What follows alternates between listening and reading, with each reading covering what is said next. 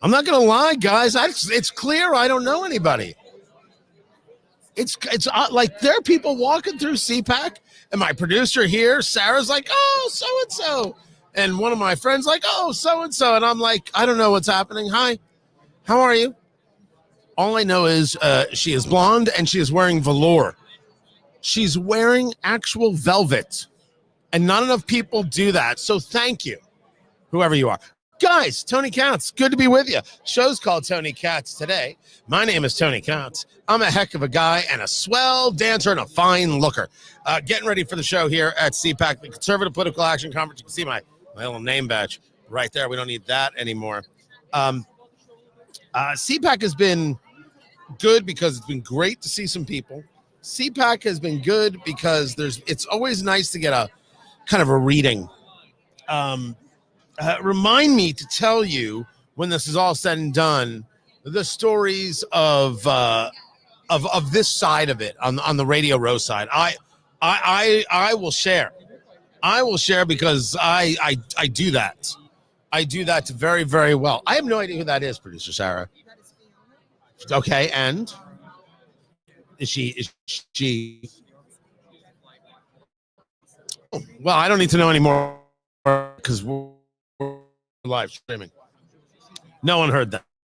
She was giving me the personal deets on that story. So we have a lot to get to. Waiting for the radio show to be in. Derek Hunter right there. Always good to see him. A heck of a fine young man, radio host, fills in for me from time to time. DOGE is the name of the game, and Elon Musk was the absolute star yesterday. I think if you were catching my videos from CPAC, I had mentioned this morning.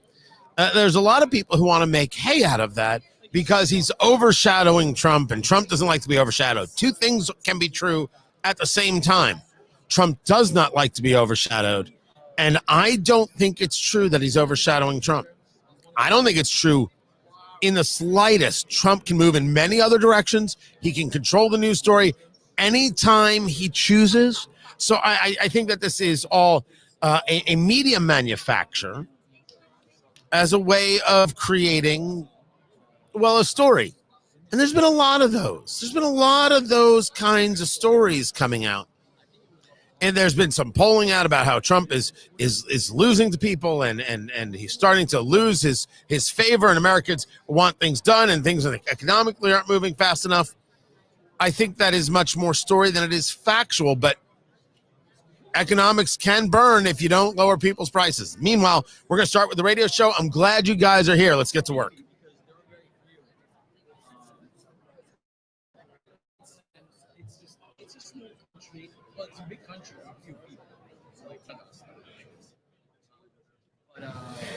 CPAC Day 2. This is kind of what we do, the Conservative Political Action Conference here in Washington, D.C. Actually, a little place called National Harbor. They have a Ferris wheel. I haven't been on it. Tony Katz today. Good to be with you. Find everything going on at TonyKatz.com. Today's show paid for by Hoosiers for Opportunity, Prosperity, and Enterprise, and paid for by Americans for Prosperity, sponsored by PremierArms.com, all of them helping us get out here and be a part of what we're doing. PremierArms.com, fantastic people, fantastic shop, great deals. Elon Musk ruled yesterday. When people found out, because he was a late add to the agenda, that he was speaking, people went nutty. They went cuckoo. And that room was full. To the rafters, standing room only, full. It wasn't that way for J.D. Vance. And it's important to note that it has really nothing to do with J.D. Vance. It has to do with the fact that J.D. Vance opened yesterday, and people hadn't taken a day off of work like they will for today. They were heading in because they were going to travel yesterday and then be here for today and tomorrow and for Saturday's show where President Trump will be speaking. So the fact that it was the first panel of the day and the fact that it was the start of the conference, those are the contributing factors, because no one here is saying J.D. Vance, meh. No discussing heir apparent, though, either. I mean, I did get asked that question the other day in an interview. I'm like, you know what? That's not even It's not even there. It's not even a part of anything. It's what people discuss when they want to fill column inches and maybe cause a problem. There's no problem to create. It's just not in existence. Rather, people like him. People really appreciate the speech in Germany regarding free speech. They appreciate it greatly, and they think that he has a lot to offer. But no one's talking about whether or not someone heir apparent. But there was room in the hall. And J.D. Vance spoke. For Elon Musk, it was standing room. Complete and total standing room only. And he's got the sunglasses. And Javier Milei of Argentina gave him a golden chainsaw. It's a golden chainsaw, which everybody needs, by the way. Golden Chainsaw was actually the name of my band in college. And so there was a lot to it, a lot to that speech, and a lot of excitement around it. Tremendous excitement around that speech. Elon Musk makes stories. Elon Musk gets attention. I think the people trying to push the idea that Musk is somehow more stealing the show from Donald Trump are only trying to tell a story to try and create a divide. That media manufacture, that's not factual.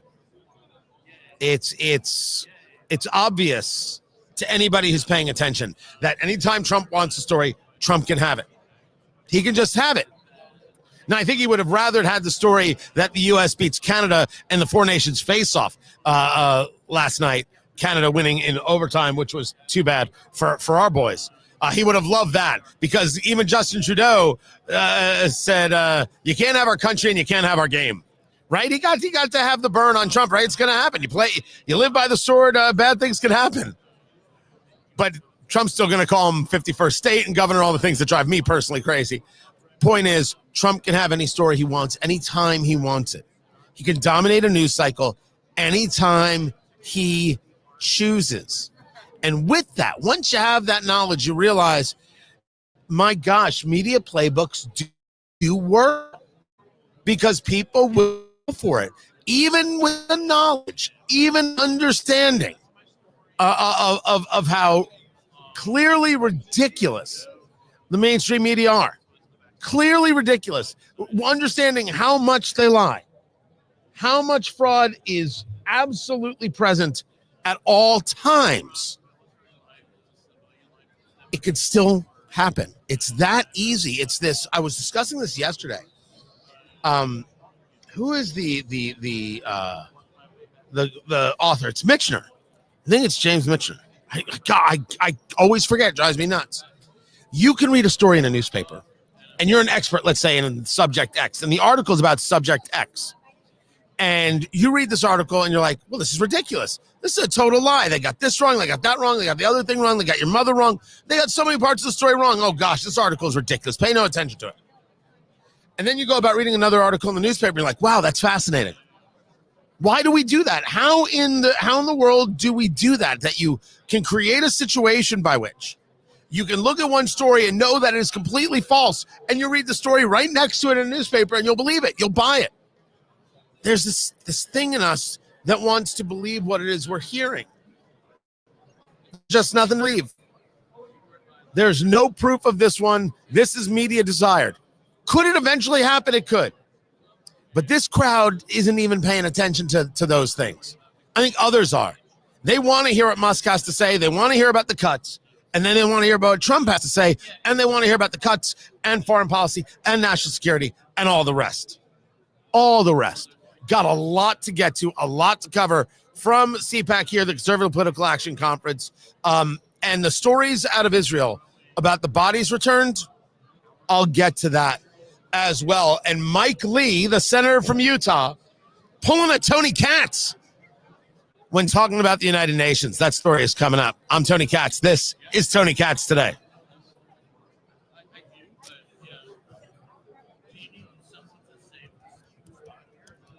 Having some glitching on the live stream.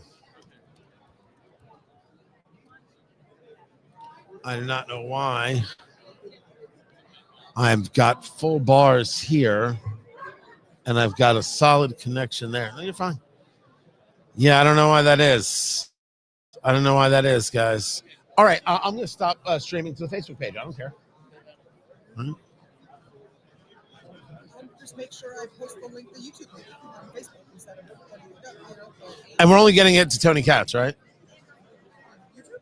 Well, for Facebook, just Tony Katz's page. You know, just removed it from Facebook.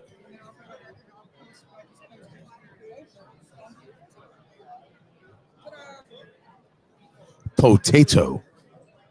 Dark Rogue, well done. Is that the best thing Matt Bear says? Matt Bear does our traffic in the morning, and he has some unique pronunciations of words. And he'll read some ads, and sometimes he'll talk about potatoes, and he'll say potato. And we don't know.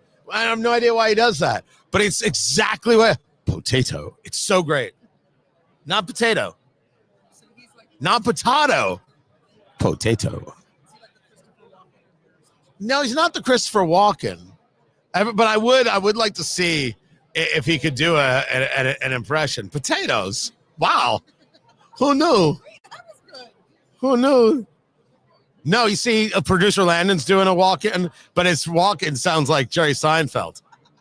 That's you need to be a little more staccato on walk-in. Like, who knew that this little spud could show up in so many variations? It's like kind of like that.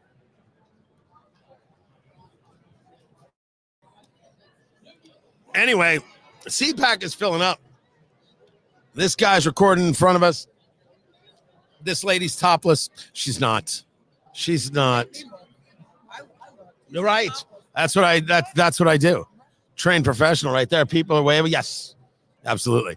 Everybody's waving, feeling good. They were just asking, are you on the air? I'm talking into a camera as we speak. Yes, I am on the air. CPAC is when you're on Radio Row, is this absolutely glorious example of what of a very unique phenomenon. And it's what happens when people have no shame whatsoever. They'll interrupt your conversation, they'll interrupt your show, and they're not necessarily, some people are not rude.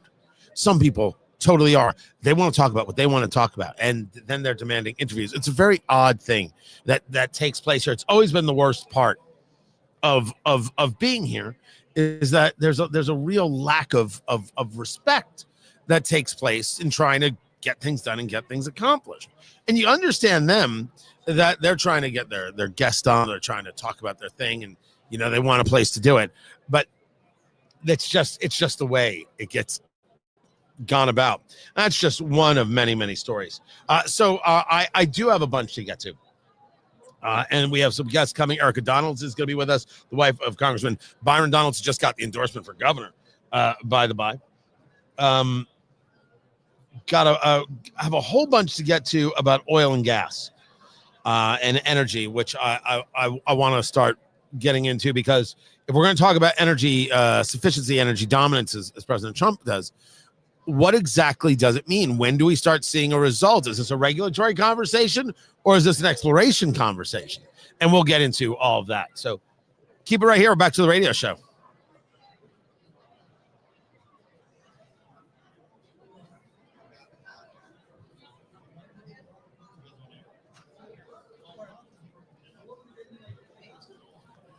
I did not know that Senator Mike Lee listened to the show.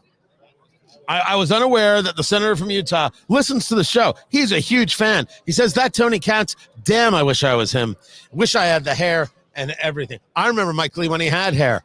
Those were the days. Tony Katz today. If you want to know how not to get a senator on your radio show, talk about the fact that he no longer has hair. But he is talking about the right thing. No sane country would stand for this, is the headline over at Fox News. Lawmakers launch effort to withdraw from the United Nations. This is Mike Lee. This is Marshall Blackburn saying enough is enough. Now, they're making a different argument than I would make, but it's just worded differently. They're saying that being part of the United Nations does not line up with the America First agenda. That's an interesting way to put it. I would put it as I'm not interested in being part of a group of people who really love despots and hate freedom. Okay, we're saying the same exact thing, just in different ways.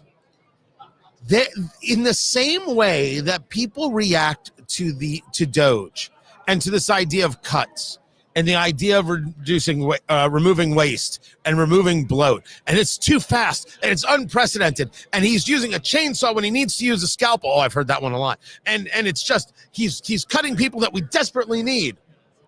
Not necessarily. And if you found you cut somebody you needed, you bring them back. If they don't want to come back, hire somebody else. But what the argument is that the cut shouldn't happen at all because this is how we do this. Their argument is one of rote, R-O-T-E. We have always done this thing, therefore we must keep doing this thing. And said differently, and I got into a little bit, did I get into this conversation with you guys yesterday? This may have happened afterwards. Oh, so it was after the show. I was part of a panel speaking to some high schoolers, like 60 high schoolers. And I was discussing the fact that when we talk about the institutions, we'll talk about whether it's the State Department, Defense Department, and name it. Does the institution exist for its sake, or does it exist to help us? I bring this up because I don't think many people have asked the question. The institution exists only to help us. The State Department only exists as a way of us engaging in foreign policy and conversations with other nations. If the department exists for a purpose of making sure the department exists, it has no value to us. Zero, none. The purpose is improper. The purpose must be us and serving us, the American people, completely and totally. That's all there is. There's nothing else to consider. And what we see when we see the political left upset with cuts and we have to keep these government workers working, I'm not here to keep government workers working. I'm here to ensure the government runs lean and efficient and with as little of our dollars as possible and as close to Article 1, Section 8 as possible. We have a different view of what should be happening. They believe the institution should exist because the institution always exists. And we believe that the institution should exist only to the extent that it serves our need. I had not made the correlation until right now because I've been working on how to best say this, right? How to best explain this. I'm going to get the quote wrong. We're talking about 1984. We were never at war with East Asia. We've always been at war with East Asia. Like it's whatever needs to happen to ensure that permanent state exists. Well, then that's what needs to happen. And we don't believe that. And what we're asking for is a giant change to it, a massive change. What we want to see is the institution exist to serve us. Serving us is the name of the game. The United Nations falls exactly into this conversation. The United Nations should not exist because it has always existed. The United Nations should exist to ensure a more peaceful world. When you have the UN that gets all these billions of dollars, that is totally unaccountable, that creates a bureaucracy and an elitism in and of itself, and works aggressively against American interests and the interests of free and thinking people and supports despots, of what value is it? And the answer is it's of no value. We don't need it anymore. Why does it have to exist? Why can't we just do this again? Why can't we create our own? Why can't we simply say to 5 or 10 allies, you know what? Screw those guys. I got a building over here. Why don't we hang out 3 times a week? We'll talk about issues. We'll see if we can help each other. We won't call it the United Nations. We'll call it, well, I don't know. Well, it used to be that in Hollywood back in like the 50s, if you were gay, you would say you were friends of Dorothy. So I don't know, call it that. Bring it back. I don't know what to tell you. You know, there used to be, I was part of this group, not Friends of Dorothy. There was a group of conservatives in Hollywood. It's since been made public, but when it was a private group, I was part of this group. It was started by Gary Sinise and a couple of other people, where conservatives could talk because it was impossible to talk in Hollywood. And it grew and it grew. Some of the most amazing moments and meetings and events of my life, surreal stuff, called Friends of Abe for Abraham Lincoln. And it was a takeoff of Friends of Dorothy. So the point is, we can call it anything we want, but we can change the game. We can change how we think. We can change how we do things. We can change how we interact, all of it. And we should. Because Mike Lee's point is accurate. The UN does not serve the interests of the United States.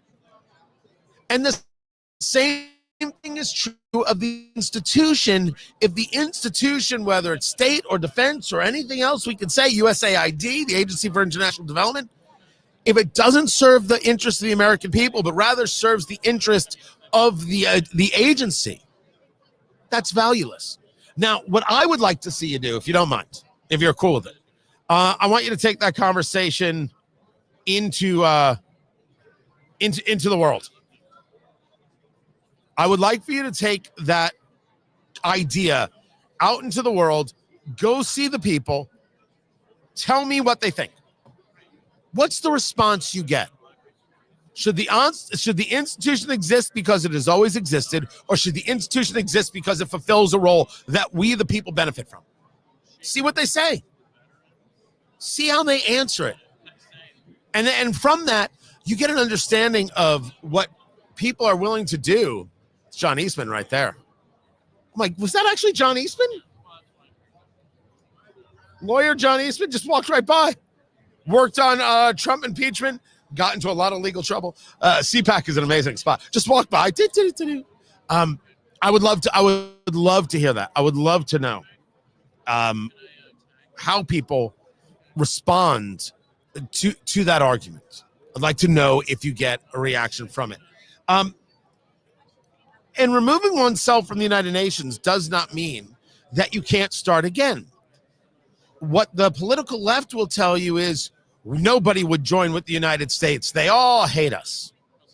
That's their argument. That's their constant argument. That's their continual argument. All I know is Javier Milei, the president of Argentina, was here at CPAC yesterday. Argentina does not hate us. Israel does not hate us. And oh, do I have some conversation about this hostage release, these dead bodies that Hamas sent back of children and their mother, only to learn that the remains of the mother are not actually the mother. This is going to lead into a part 2 conversation that's going to get very, very rough. But we'll get to that. Chance to that. Sebastian Gorka right there, looking very good. He's got the hair is slicked back. A lot of people are going with the Barron Trump haircut. I don't know. That's probably been the most shocking thing. Of course, there are the people who've never figured out how to go to a tailor here at CPAC. That much is true, producer Sarah. But a lot of people going with the Barron. Slicked back, and it's well, it's not necessarily blonde, but it is slicked back and all ready to go. We can start another UN. We can start another group. We can take Argentina. We can take Israel. Well, Poland's going to be with us. Poland is going to be with us. And start anew. Make people come to you. This also goes back to Trump Philosophy 101. It goes back to this Ukraine conversation. Yes, I disagree with the president on Ukraine. I do. I might disagree with you on Ukraine. That's okay. We're still friends. Everyone settle down. I'm not going to agree with something I don't agree with for the sake of anything. But you must understand Trump enough to know that he puts something out there as an opening salvo, shakes things up, gets people off their game, gets people off their center, and then comes back with another idea, or lets them come back with the idea. Then the negotiation has begun.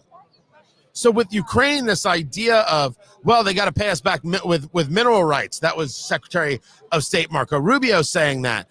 We got to get some of this $200 billion back. That's a weird thing to say. That is a very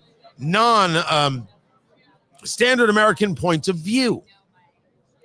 I don't know if Rubio believes that.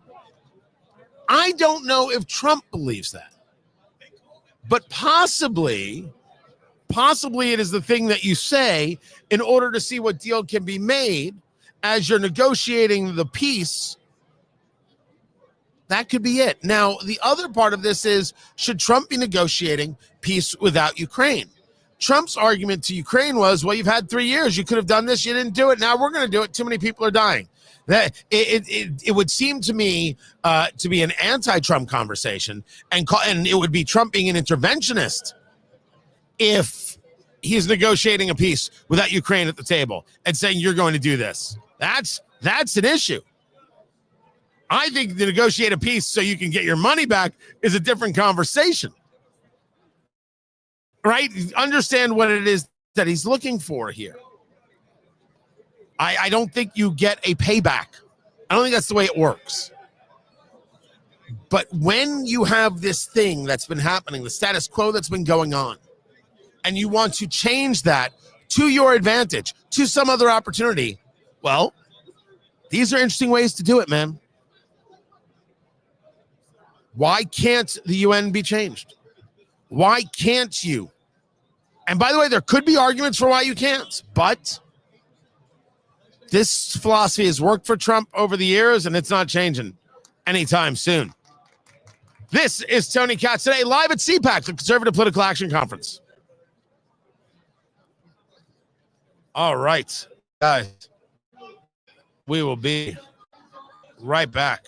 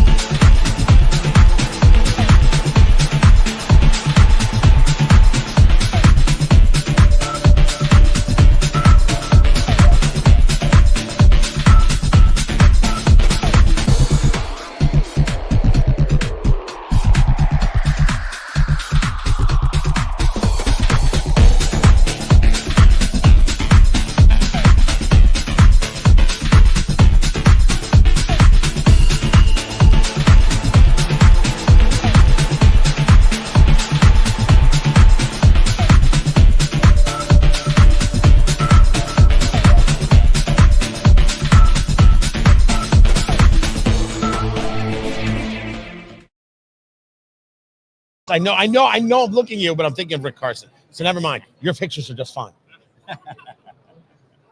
Guys, welcome back to the show. Hold on a second. I'm speaking with people who I have been fellow travelers with for decades now on this. Is this not the happiest political time in our entire life? No. The happiest political time is when I am home alone drinking bourbon and not bothered by any of these people whatsoever.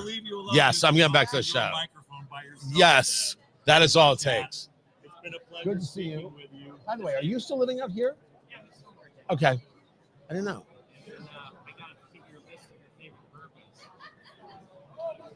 You got our top 3 of the year? I want to find out what your list is. I will give you a list. Come back later. We'll talk the list. Okay. Absolutely. Come by later.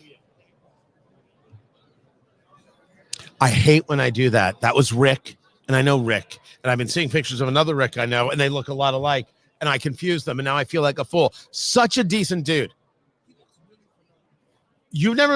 I'm not gonna use names on air. You've never met him, really? Well, I must have because he looks so fun. Has he lost weight? Something's different. No, I don't know. Maybe he got taller. I don't know if he lost weight.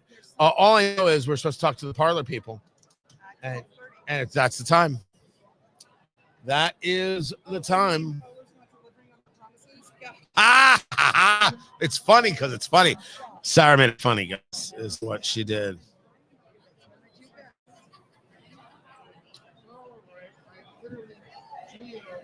Oh, my friend Noah was just talking to me. I haven't seen him in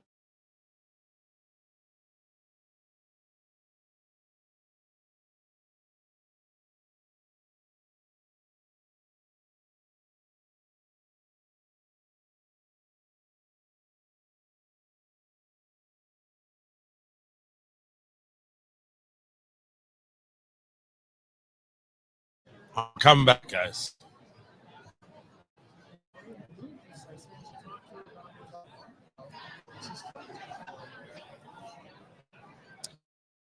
We have plenty to get to regarding what's taking place here at CPAC, the Conservative Political Action Conference. I'm here live just outside of DC. Tony Katz. Tony Katz today. Great to be with you. Today's show paid for by Hoosiers for Opportunity, Prosperity, and Enterprise, and paid for by Americans for Prosperity. Sponsored by PremierArms.com, your favorite firearms store. PremierArms.com. You got to check it out for yourself. Big crowd today. Definitely more people.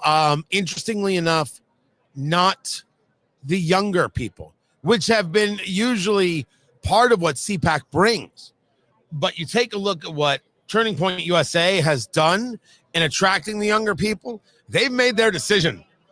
They've made their decision on where they go. And that in and of itself is very, very interesting stuff. And there are some more things that I'm going to get to from here. We've got some people to speak to, some people who are on the main stage, and certainly we hope to grab some people walking by. But I would be remiss if I did not discuss that the other day we learned as Hamas released more hostages after murdering 1,200 people on October 7th, 2023, after setting women on fire, after killing babies, after raping women, and holding people for nearly 500 days, they engaged in a level of release. They released hostages along with releasing the bodies of the dead. Amongst those they released were the bodies of children, of babies, of a 9-month-old who I do not know how old this infant was when he died. I do not know how old this 4-year-old was 4 or 5, or when Hamas killed these kids. I don't have an answer for you at all. What I know is that these 2 children, their bodies were returned with this hostage release, along with the body of their mother, Shiri Bibas. I think I'm pronouncing the last name properly, Bibas. And Shiri Bibas is not Shiri Bibas, meaning the remains in the coffin are not those of the mother. Is she still alive? Is she dead? This isn't a mistake. This isn't a, oops, we gave you the wrong dead body. This was purposeful. And this is who they are. Hamas is a terrorist organization, ugly and obscene, despicable and evil, and they have to be destroyed. It is us or them in the real world, and it has to be us, and they have to lose. In order for them to lose, and this is where it gets very, very rough, some people need to stop being, and I mean this sincerely, the dumbest people alive, and I'm talking about Jews who live in America. Growing up, I was part of a youth group called USY, United Synagogue Youth, and it was fantastic. High school was not a great experience. USY was. And I am still friends with some of those people. It was our region, our area was the northern part of New Jersey, right? And some regions they were multi-state. Our region was all in one state because New Jersey had a bigger Jewish population. I'm Jewish, and actually, when I was a senior in high school, I was the president of that region. And I'm connected on social media, on Facebook, with a bunch of these people. We don't speak anymore like that. Some people I'm still close to, some people I don't.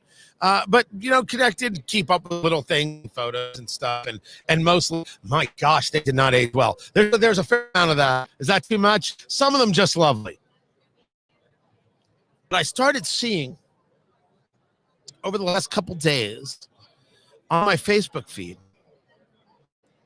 this image that people are posting. It's kind of like a gold background, and it is a red heart that's broken in two, right? That little jagged line, and it's two pieces.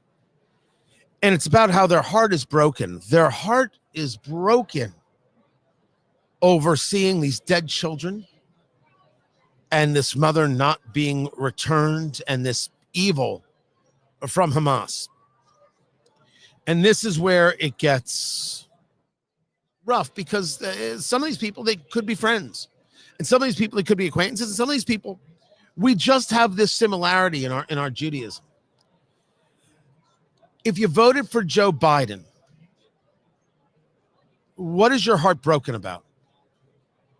Now, that's a very rough thing to say, because it's to say, well, just because I voted for Joe Biden doesn't mean that my heart isn't broken for this poor family.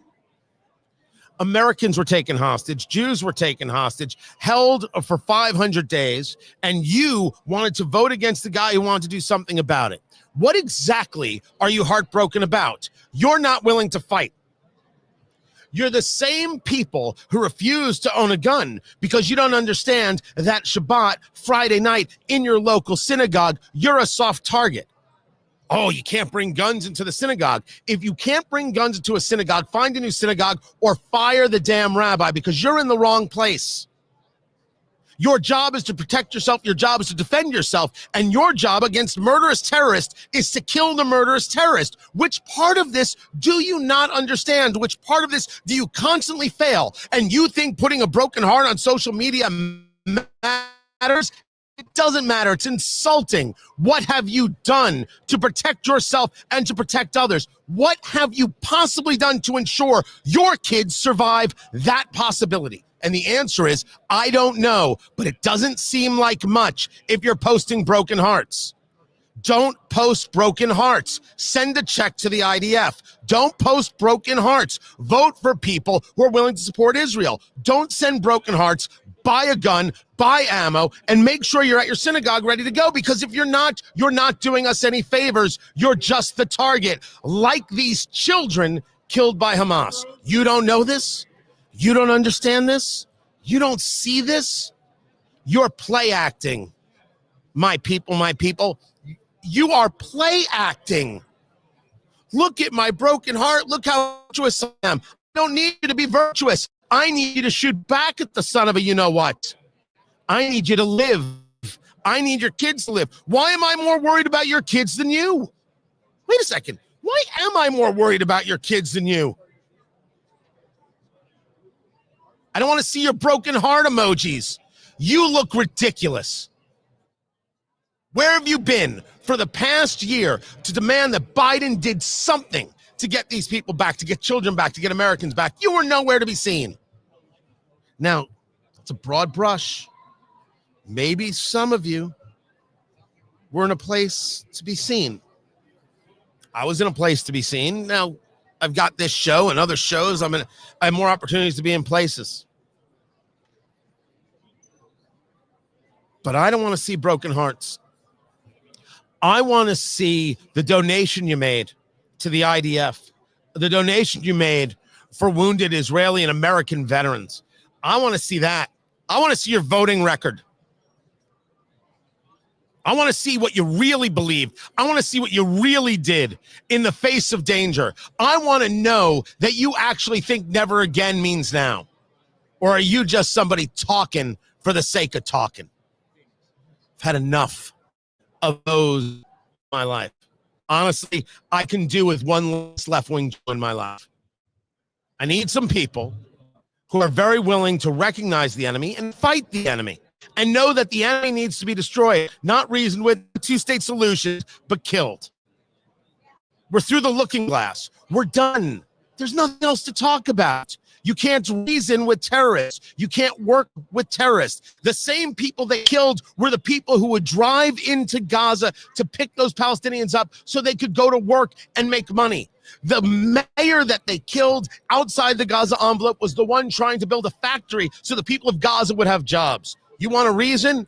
I don't have any time for you damn fools because they're trying to kill us. Nope, they're succeeding. And then they want to torture by not sending back the remains of mom. With all due respect, I'm not here to question your Judaism. I'm here to question why you're stupid. And I mean the word in every sense of the word. I'm questioning why you hate yourself so much. I'm questioning why you won't fight. I'm questioning why you think emojis and graphics on a social media platform make a difference. They don't. Your vote, your dollars, your actions, that's what matters. And everything else is crap. Oh, and buy guns, buy ammo, and get trained. Would you? Embarrassing already. I'm Tony Katz, and this is Tony Katz Today.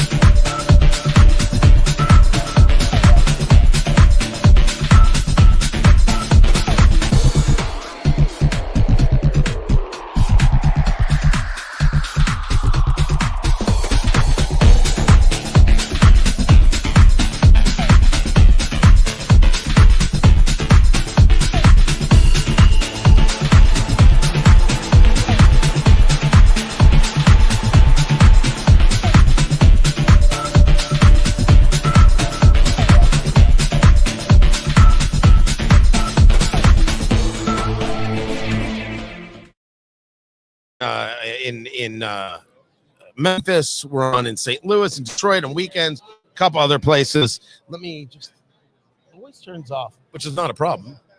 So we're live streaming and we're on radio. We're doing a whole bunch of things. Excellent suit, by the way. Thank you. Who, wait, is that Hart Schaffner Marks? I want to, who makes the suit? Mezzanine? I did not know Mezzanine. I think this will be my cheap suit.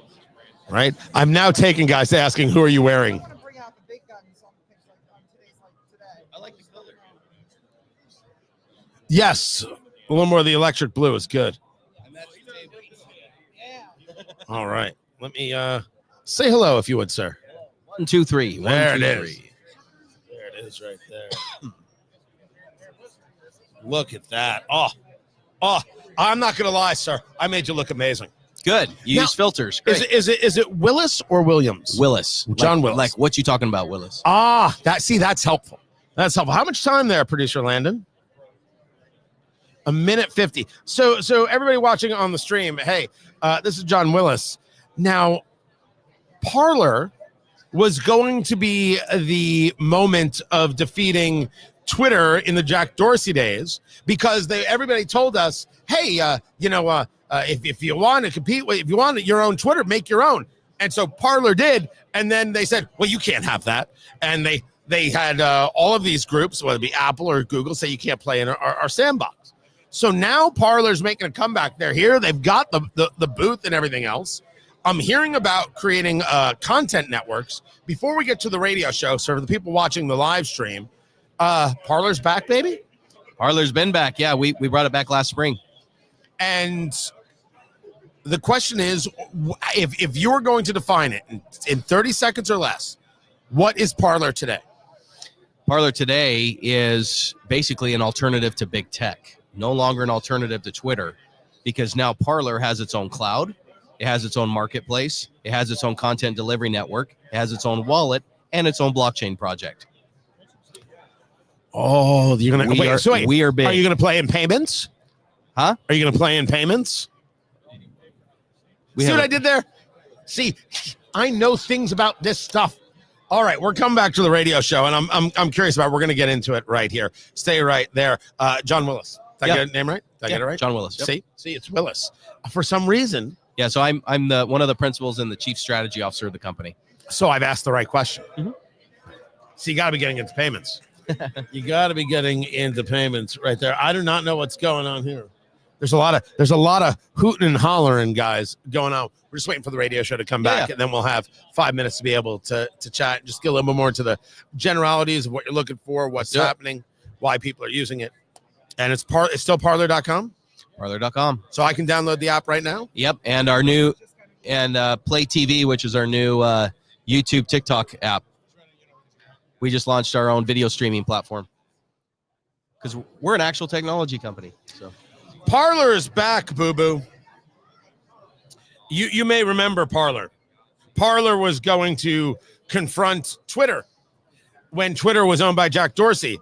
And then they built, and then the tech company said, well, you can't have this. And it went away.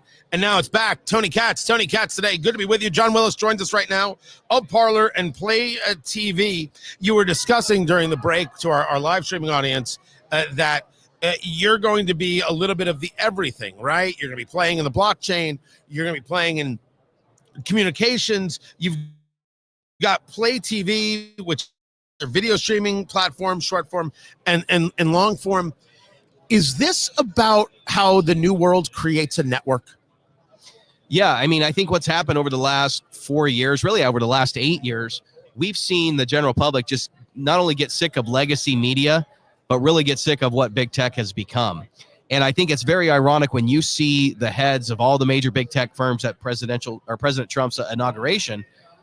I think what they were doing is they realized, hey, fun's over. We can't get away with half the stuff that we've been getting away with for over the last decade by mining your data, selling your data, spying, censoring.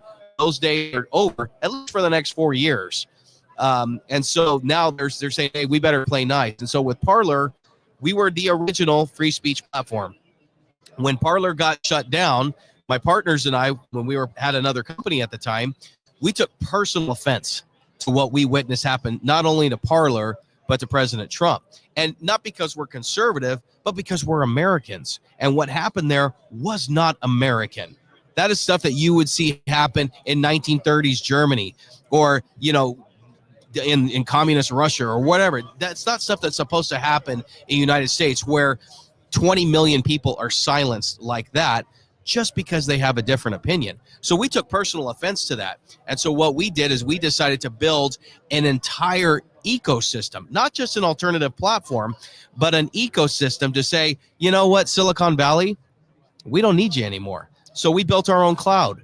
We just acquired a major content delivery network that was originally started by Yahoo, and they sold it to Verizon for $300 million. We just bought it, and now we control that. We launched our own wallet to compete with Venmo. And we integrated into the blockchain to create a truly decentralized ecosystem. Because in our world, and what we believe is that our users are not the product. They are the beneficiaries, and we're putting them first. Talking to John Willis at Parler, app.parler.com. Do I have that right? .com. .com. Yep. The conversation gets deeper, and we may not have time for it all. We'll have to follow it up about the idea of what your data is utilized for, which is different than the censorship conversation, Correct. Of course. But I still have about a minute with you. How do you deal with going now up against these tech companies that so desperately want to align themselves with President Trump? How do you create a differentiator to bring enough audience to create value to the content creator? There's 5.3 billion people on this earth that are on social media. None of those social media platforms have put the users first. We are going to pioneer that effort. And if the other social media platforms follow after us, great.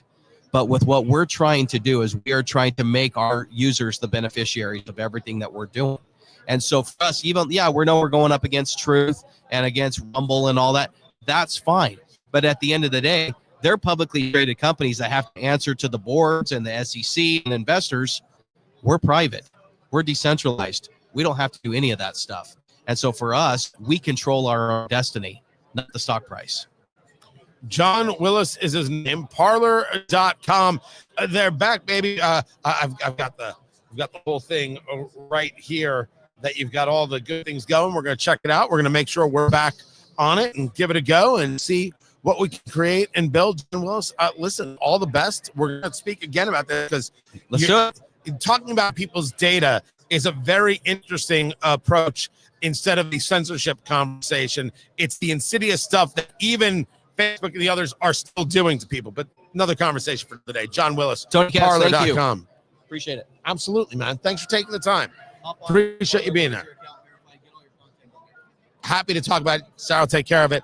Guys, much more to get to. Don't you worry about that. This is Tony Katz today here at CPAC, the Conservative Political Action Conference. All right, beautiful. Guys, we're going to take a little break. So hang out. Kick back, relax, smoke them if you got them. I'm not here to judge. We'll be right back, guys.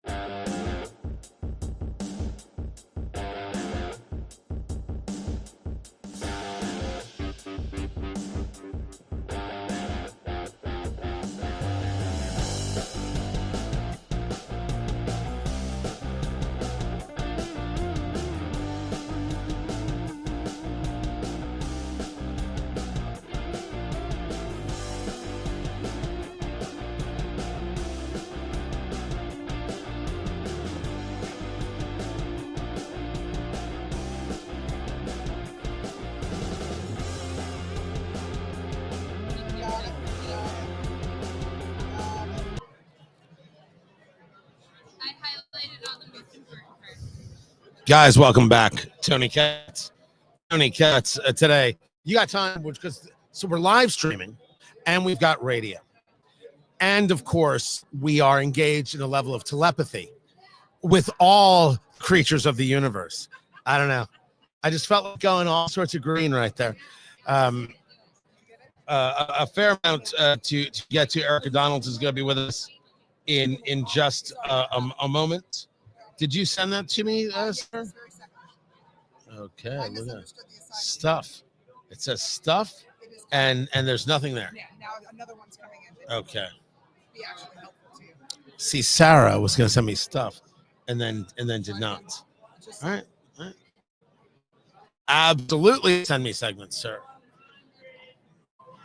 So more is coming up. Education, the conversation. Erica Donalds of the American First Policy Institute going to be joining us in a little bit. The wife of Byron Donalds, who according to sources has been endorsed for governor of Florida. According to the source of President Donald Trump's Truth Right. Social, right? Right. So that happened in real time, because that happens all the time where you're just minding your own business, like nothing going on, and next thing you know, the president's like, you know what? Your husband be a great governor. Yes. You don't usually wake up one morning and find the president give you his complete and total endorsement for governor of the third largest state in the country. I'm not gonna lie, happens to me all the time. Happens to me all the time. It's happening right now. It's like the old commercial. You're soaking in it. I once did an interview with your husband here at CPAC, and I was standing next to him. I'm a big guy. No, I'm not. Byron Donalds, that man is a giant. He's pretty big. We have Right. 3 big boys too. You have 3 sons? Yes. All of whom are taller than me, including the 13-year-old. Yeah, but you're 5'2"? I'm 5'5". You're 5'5". Yes. In the heels or without the heels? Without the heels. Oh, okay. Well, then I completely misjudged the whole situation. is what I did there. We'll be coming back to the show in about a minute, and then we'll do a whole proper Sounds introduction. But the people can see you. This is your camera. They can see you. Wow. You can't get that anywhere else, people. You can't get that anywhere else at all. I assume that when you get an endorsement like that, you're running. Well, he's not running yet. Well, that's semantics. That's paperwork and an announcement. Yeah, that's pretty much what it entails Yeah. to be running. Right. That's it. All semantics. I said it right. So I just like to cut to the core. What do we? Oh yeah. That was it. That was it right there. That's awesome. Oh, I look terrible there. That is a terrible shot of me. Ah, gosh. Byron looks like a poster child for manhood, and then now what am I doing next to him? Crazy.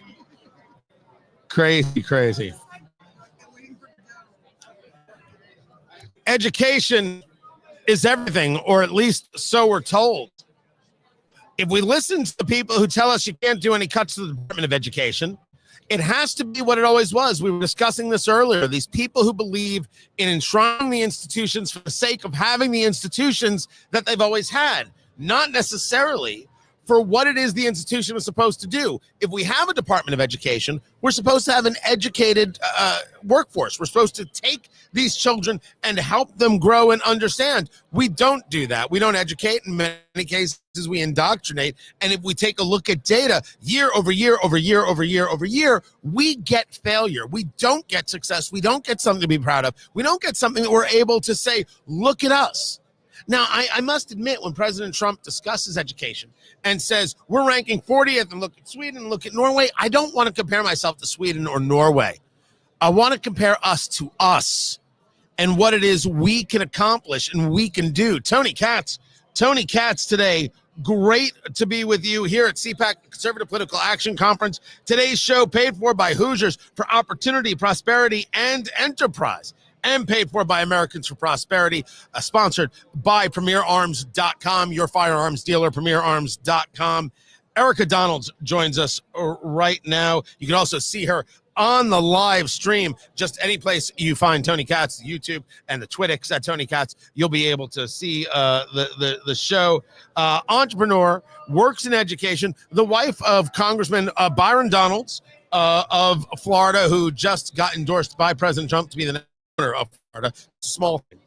In the scheme of things, you have founded, Ms. Donalds, 5 charter schools. I have. And you're doing some work with the America First Policy Institute on the topic of education. So first things first, does the Department of Education actually educate? Oh, not a single child in its 40 years of existence. In fact, all it does is push paper and money around and fail the American people with its promise to improve academic performance of our children, when in fact, academic performance has gone down to some of the largest drops that we've ever seen in the history of our country, where now, just according to the nation's report card, only 1/3, 1 in every 3 children are reading and doing mathematics on grade level, according to the recent report card. I often bring this up, and I'm glad that you did, because it's been a lot of talk today, and I've been working on this as a conversation piece, how to discuss this. We've seen in the world of DOGE this idea to defend the government employee, this idea to defend the institution for the sake of the institution, not for the sake of what the institution does. And they speak of these things as if they're these hallowed halls. Right. The Department of Education is only 40 years old. This was Jimmy Carter coming into 1980, if you will. And so why can't we take a look at something after 40 years of existence and ask ourselves if it creates value? Is there anything about the Department of Education that is salvageable in your view? There's no reason to maintain a Department of Education, in my view. There are some things that may continue. The student loan portfolio, until it's moved to the private sector, could be in Treasury. The Office of Civil Rights is a reasonable use of the federal government and federal oversight, but that could be in Justice. So there are other agencies that can oversee some of the critical things that are going to continue. But when it comes to its influence on the academic performance of our children, nothing that it has done has been useful. It can completely go away and have absolutely no effect on students in their classrooms. What I like about your conversation is you are engaged in distinction with a difference. Talking to Erica Donalds here, she is with the America First Policy Institute Center for Education Opportunity. That there may be some things that the Department of Education does that we might want to keep, but we can find other places for it. We don't need this behemoth. It is the behemoth that keeps our kids from getting a proper education, or is it what the behemoth allows others to do in the states and protects them in what they don't teach? Am I asking that right? I think I am. Let's talk about the money that has gone into this behemoth, as you call it, over $1 trillion over the last 40 years. How much of that has actually gone to helping our students succeed? A lot of that money goes through Title for low-income students and IDEA for students with disabilities. I served on a local school board. I talked to parents every day for 4 years, primarily those who have special needs or whose students were in failing schools, many of them low income. They certainly didn't feel like they were getting any extra benefit from the funding that was being spent in Washington. Why? Because so much of that money was going towards bureaucrats in Washington, D.C., and then in Tallahassee to administer the monies that are coming from Washington, D.C., stop off in Tallahassee, take another cut off the top, maybe get to the district, take another cut off the top, maybe to the school, take another cut off the top, maybe get to the classroom, maybe get to the students. How much money is actually benefiting students from the funds that are coming out of Washington, D.C. after you get through all of that bureaucracy? So your work with AFPI, is this to give President Trump ideas on what can be done, should be done, and do those ideas include, in your view, the ending of the Department of Education? Well, President Trump is the one who said he wanted to end the Department of Education in the campaign, was very clear about that, and then got a mandate to do so. But at AFPI, we will be providing research and data and model policies, as we have been doing for the past 3 years, in between Trump's presidencies, in all kinds of policy areas, but especially in education. So yes, we will be working with the White House, with the Department of Education, Linda McMahon and her team, to help provide additional support for policymaking and and coming up with creative ideas to execute on the promises that the president made to the American people. Talking to Erica Donalds. She is with the America First Policy Institute Center for Education Opportunity. We don't know each other. It's the first time we've ever met. I am a true believer in the one-room schoolhouse. Now, some people have taken that to mean, wait, you think there should only be one room? And I say, these people are very pretty. These people are very, not bright, but very, very pretty. I do believe in education being at the state level. I do believe in that level of competition. I do believe best practices will then win out. I'm a believer in this. But I think for a lot of people, there's a system and they don't know what to do without the system. So let me ask you, in a world without a Department of Education, which sounds like a joyful movie I would like to see, how do the states function? Walk people through how they would operate without a DOE. Well, the Federal Department of Education actually is only providing 10% of funding, and it's very specified either through grants or through those specific programs that I mentioned. Every state has their own education programs. They run 90% of the education that takes place in their state. So even if it was to completely go away tomorrow, only 10%, and it's mostly funding based and very prescriptive, would go away. So however it operates in your state, that's how it's going to operate regardless. However, what President Trump wants to see is more encouragement of states to adopt school choice, to put more power in the hands of parents so that they can start micro schools, which is kind of where the one-room schoolhouse, what it looks like now. Lots of families, thanks to the universal school choice in states like Florida, Arizona, are able to come together and start a micro school, and those have grown tremendously since COVID. So those are the types of ideas that are going to be encouraged when you have less government interference, whether that's federal or state. So the interference is not so much economic as it is dictates, mandates on compliance galore. Right. So it's the regulatory state that we're talking about eliminating, which would free these schools up and these states up. The point that I think you make that people I think are disconnected from is that their world education doesn't come to an end. Right. Far from it. The states now fully control their own shit and their own world. But that 10% of funding, do the states then get it back because it's not going to the DOE? Yes, actually, that's what Linda McMahon said in her confirmation hearing. I was sitting behind her with her family, and she made it very clear we're not going to defund these programs, but we're going to push those fundings down to the state and really encourage states to put them into the hands of parents and help parents direct them. What I think is even more important, though, when it comes to special education, for example, I talk to special education teachers that feel like they spend more time filling out the paperwork about providing those services than actually providing the services to the students who need it. That's what we want to get rid of. If you have a student who is on an IEP, you have been through it. Yes. By the way, I believe Erica Donalds is impressed I knew what an IEP was, right? It's an individualized education plan. And the meetings you sit through, the check, the boxes that you check, these things are problematic, and they do create a lot of headaches. Talking to Erica Donalds of the America First Policy Institute. I always want to get the title right. The America First Policy Institute Center for Education Opportunity. One of the things that you talk about, and amongst the things you talk about regarding education and working with charter schools, is the idea of merit. And really, that's a conversation about the idea of standards. Mm-hmm. Where do we as a nation lack?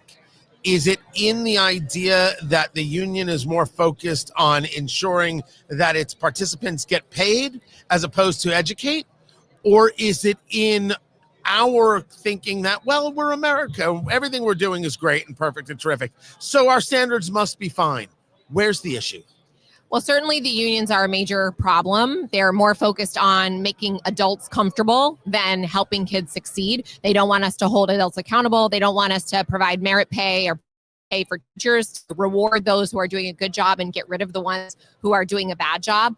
I love teachers. I appreciate teachers. However, if more than half of our students cannot read, then more than half of our teachers likely are not good at teaching or haven't been provided the resources that they need to teach effectively.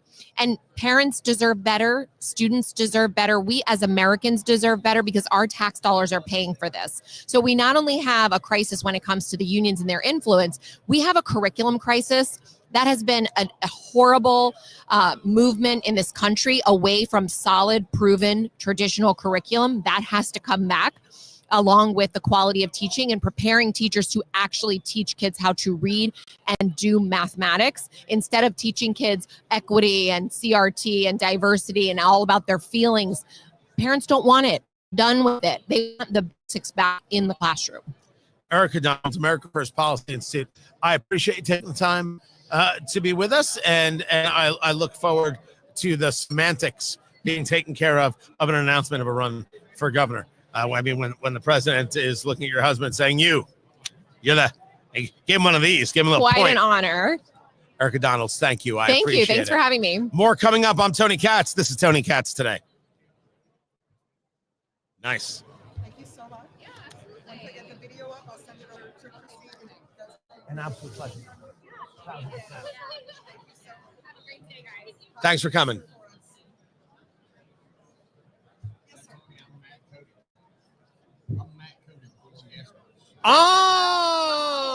Took me a second. I'm Sarah.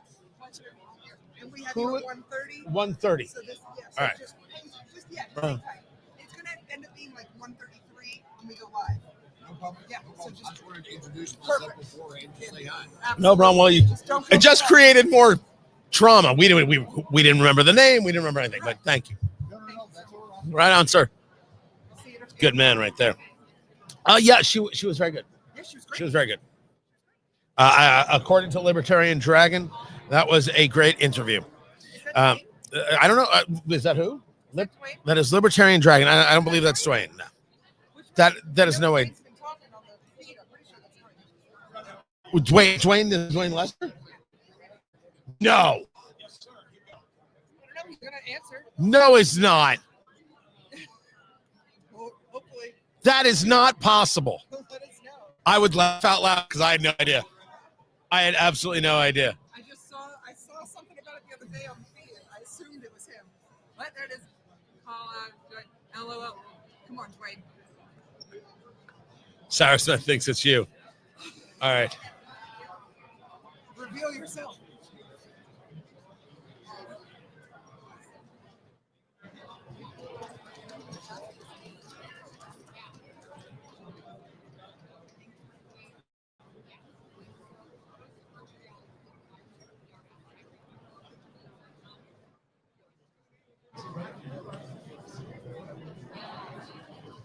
All right.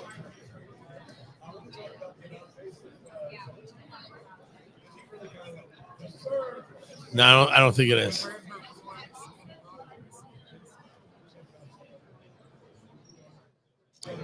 I don't think you got that right. Cruiser Landon, how much time do we have?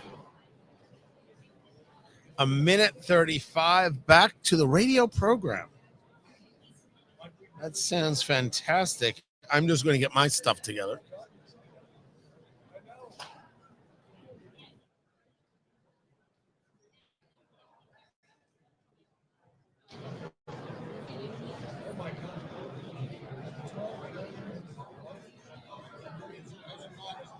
Outstanding. Thank you so much. I feel better already.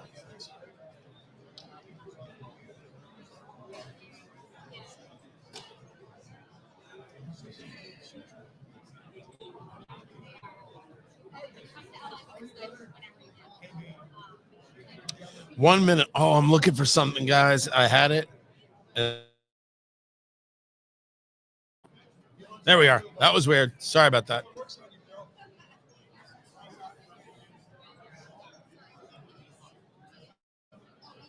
Who's in the green evening dress? Who's in the green evening dress over there?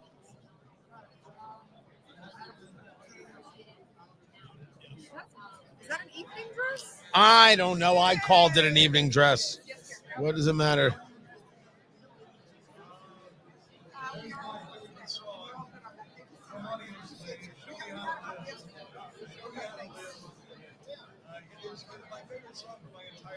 "30 seconds, 15 seconds, 12 seconds, 5 seconds, 4, 3, 2, 1.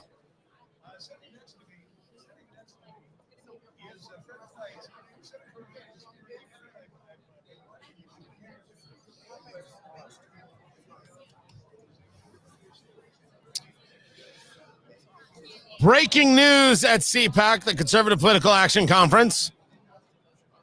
Sean Diddy, Puffy, P. Daddy, rapist Combs, allegedly, lawyer quits. I had to say the allegedly in there because I can't keep up with the case. There's some sexual impropriety. We know that.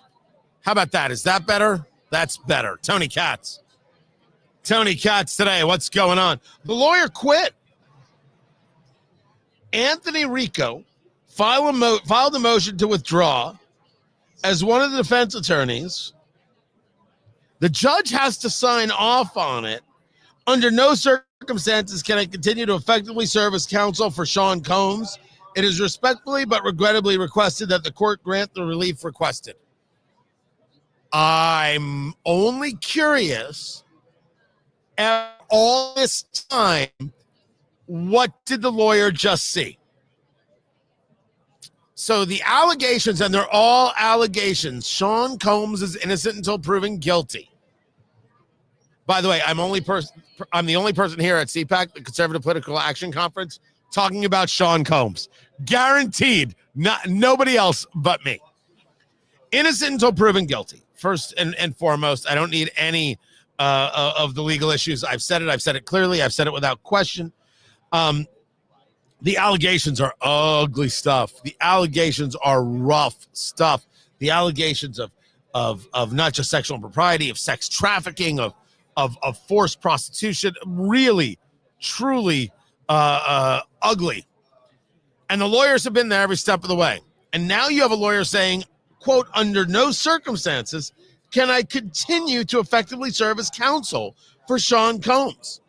So my question is, what just got learned after all of this time and all of these stories and all oil this and drugs that, and what just got discovered to make the lawyer go, I'm out, thank you, gotta go. Which way? That's the exit. No, don't need to shake your hand. I'm just, maybe just did the Irish goodbye. Maybe just look for a way to clear on out. Right there, Mercedes Schlapp there of CPAC, the Conservative Political Action Conference. Right there is we're starting to see some celebrity folk here in the CPAC world make their way through. I don't know. I do know that the trial is getting coverage and rightfully so. I do know that the trial matters and rightfully so. And if you ask me why do I think a trial involving a rapper and producer matters, is because Cat Williams was right. And we should be asking ourselves, as we did regarding Harvey Weinstein, what exactly does Hollywood and entertainment offer? What exactly does it take to be a part of that world? What exactly is happening with these people? And you can say, I don't listen to these people, I don't watch these people, these people don't matter to me, I don't care. Your kids do, and other people's kids do, and that's why it matters. Right? There are certainly the everyday slights that take place when Cynthia Erivo is cast to play the part of Jesus in Jesus Christ Superstar.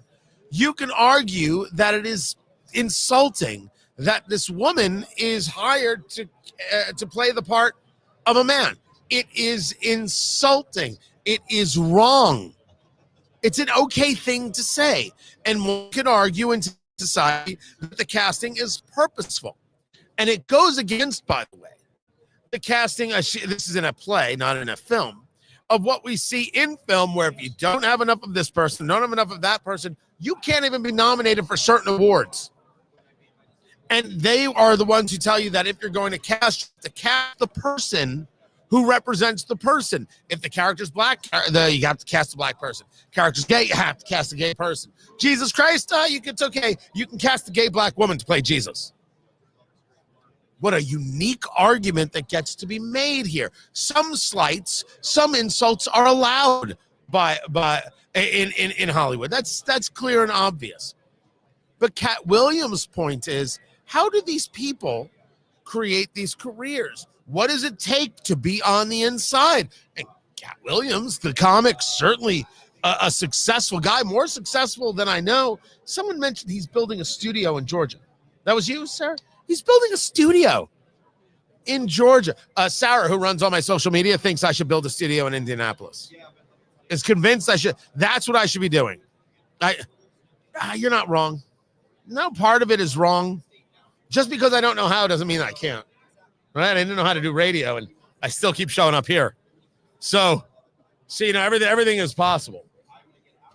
But Cat Williams' point was this idea that these people involved in all sorts of areas of entertainment are engaged in a level of radical depravity, and it is known, it is clear, it's been explained and shown, and there's no question, and it keeps showing itself to be true over and over and over again. What did Sean Combs' lawyer see? What did Sean Combs' lawyer learn to make him say, I can't be a part of this case anymore? And first Harvey Weinstein, now Sean Combs. There's the Drakes. When Kendrick's singing They Not Like Us, he's not having the racial conversation you think that he is having. Who's next? And at what moment does the wholesale rejection of that Hollywood happen? Can it? Because shit it is, well, yeah, at least to some measure. So yes, the Sean Combs case matters a lot. Keep it here. I'm Tony Katz. This is Tony Katz Today. Nice. I guarantee you, I'm the only host talking Sean Combs. Have a seat, Matt Cody. Is that Brandon Strawberry? Good man.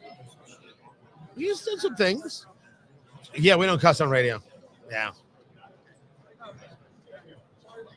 We're just streaming. We're not on radio. We're on streaming. So that's No, well, right now. right now. But let's assume that we're always on. We're always being recorded. It's a good way to do it. We're about to go live.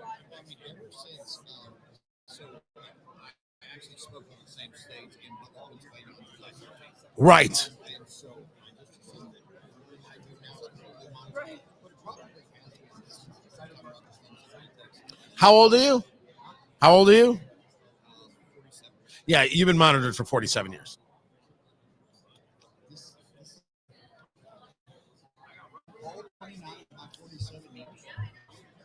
Yes, sir.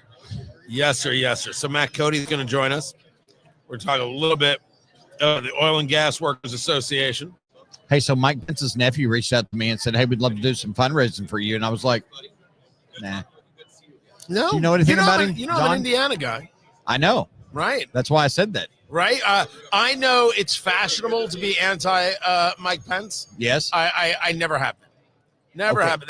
The guy's been delightful for me. To me, he used to do radio in the same station where I do radio. I now host that show, basically. Okay. In the progression. I get people are angry. I get it. Sure. I think he's a guy with a point of view. I agree. Certainly he's never, at least that I know of, he's never said, no, by the way, the people of January 6th deserve to be treated like that by their government. Right. Not in the slightest, because those people, that of course is obscene.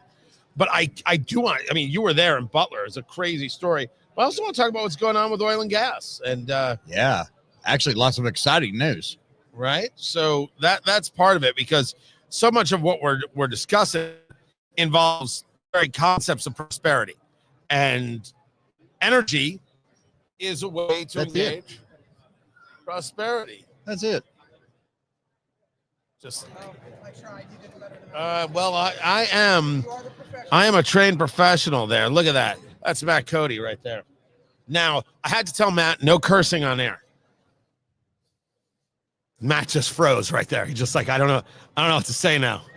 I don't know how to talk. If I can't say duty, then what's the point of it all? Yeah, if I can't come on here and say Biden, Harris, You say that. I mean, those are curse words. No. That's dirty maybe, but not curse words. It is OGWA USA. Just OGWA. OGWA. But the website, yes, OGWAUSA.com. Okay, got it. Understood. So, dude, you're a pro. You've been doing this for a long time. Well, at least 3 weeks. How deep do you want to go? You go wherever you want to go. Oh, hot diggity. He wears the Texas Tech hat, people, but he thinks he can just like lull you. He's got the flannel, a Texas Tech. Like, I'm a country boy. Next thing you know, really am. He's running rings around you. I'm an Making old field fun of your truck driver. sister. Well, we were always making fun of your sister, but there were never any rings. All right. That's just comedy gold, sir. That's what that is right there. Oh my God, I should have turned on my camera. What was that, producer Landon? We got 1 minute to go. Music in 5. Well, I guess we'll get started. Excellent stuff.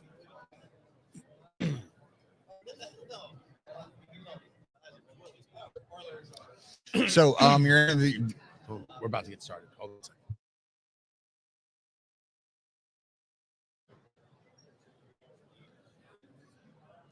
As much as conversations are about DOGE, Department of Government Efficiency, as much as they are about cutting red tape and bureaucracy and a whole host of things, there is a conversation about how one grows a nation. How does one grow an economy? How does one grow opportunity and enterprise? And that is through energy. And what are we going to do? You heard the president say repeatedly during the campaign, drill, baby, drill. That was a huge part of it. Well, what does that lead to? Tony Katz today.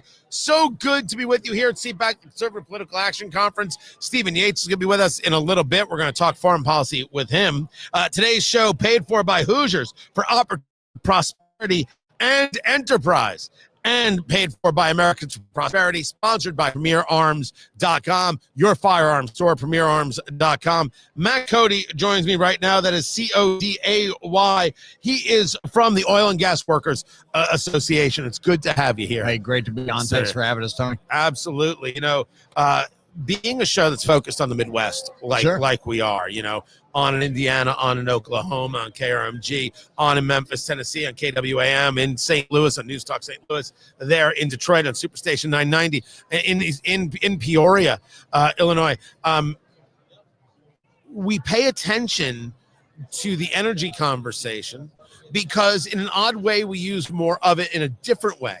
Sure. The coasts never question what we do in the farming and in the ranching. They never understand the energy needs and the value of them. Every time they want to engage a cafe standard, they don't understand that trucks and combines are being used. They can't keep up. You can't actually get the food out of the ground. You can't raise the livestock as you will. So when you are discussing energy, when we're discussing what it is that you do at the Oil and Gas Workers Association, how do you elevator pitch that to America? It's real simple. USA oil and natural gas is reliable, affordable energy. You talked about all the people in all of those cities and all of those states. Whenever we look at utility bills, we look at gas and grocery prices, all of those are related to the price of oil and natural gas. And so when you constrict the market, which is what happened under Joe Biden and Kamala Harris, and whenever you shut down USA oil and gas jobs, which is exactly what they did, then you see the effects of that. And you can just simply walk it back and go, hey, wait a minute, they did this, and this is what happened. If you look at energy prices as the main driver of inflation, then you talked about trucks, right? You talked about groceries. Yeah. So when you think about what a trucking company is having to pay for an increased price in diesel, well, somebody's got to recoup that somewhere down the line. And so your shipping rates go up. And then the people who are paying for shipping, they have to charge more for their products. And so main driver of inflation. And the way to reduce that, to reduce inflation, and that's what President Trump and Vice President Vance do really well, is to talk about reducing the prices, which will bring down inflation. By the way, Peoria Freedom 95.9. I don't want to leave them out. I was mentioning other stations. Talking to Matt Cody of the Oil and Gas Workers Association. So President Trump discusses drill, baby, drill, as many of us have. Is energy dominance? Those are his specific words. Yes. Is it a simple baby drill? That's one of the biggest parts of it. It's drill, baby, drill, plus all the other infrastructure. And what we've seen is radical environmental groups delay vital infrastructure, pipelines. It took forever to bring the MVP pipeline on, probably 10 years of delays. And what people need to understand is that we can drill a lot more if we can have those pipelines in the ground, if we can get that product to market. We need more gas processing plants. We need more refineries. We need new refineries that process what we produce here in America, when the most of that is The West Texas. refinery issue is the most frustrating conversation there is. We have had the same refineries. We simply have never added capacity, and it's been decades. That's right. In fact, the last major refinery build was in 1977, the year I was born. So it's now 29 years old, and it turns 29 every year. No, it's Nice. It's 47 years There old. were people doing math like, wait a second. I know something is off. I'm not sure what it is. Right, but that's how long it's been since we built a new refinery in America. We need more and newer refineries.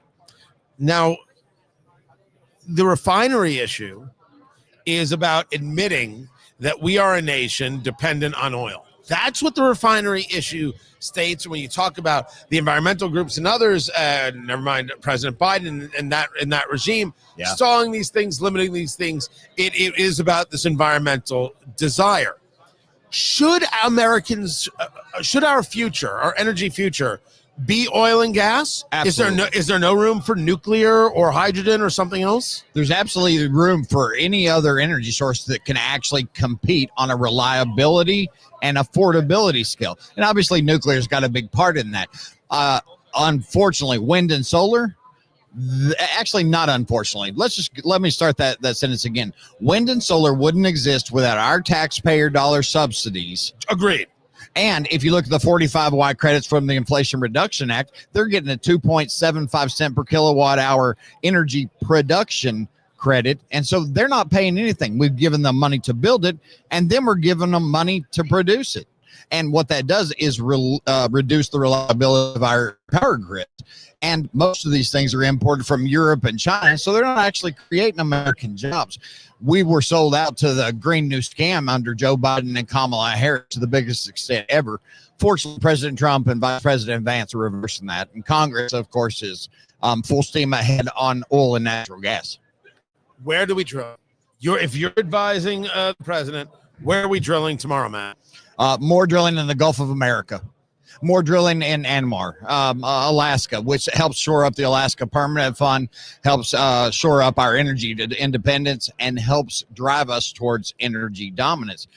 We can do more in the Permian, obviously. Haynesville, which is East Texas and Northwest Louisiana. And obviously more in Marcellus Utica. If you look at Ohio, Pennsylvania, West Virginia. So a lot of West Virginia shows to be red, but a lot of the representatives there have sold out to this unreliable wind and solar. Before I let you go, Matt Cody from the Oil and Gas Workers Association, that is OGWA.com. OGWAUSA.com. Yes, thank you. Let me take you back to July 13th. You were on stage, Butler, Pennsylvania, with President Trump. I had spoken before President Trump. No, I spoke on that same stage, and that was a great day. First time I got to meet President Trump until it wasn't a great day.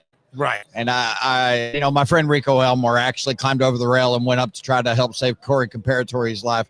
That man and Dr. Sweetland are both heroes. And by the time I got up into the stands, there was just really nothing for me to do. And that day is one of those, like those, who are a little bit older than us, who remember the day that JFK was shot. And in fact, on July 13th, after Corey Comparatori was killed, and if the other people were injured, and after President Trump was injured, one of the first thoughts I had was about my friend Roger Stone's book, The Man Who Killed Kennedy. And I thought, my God, they've tried it again.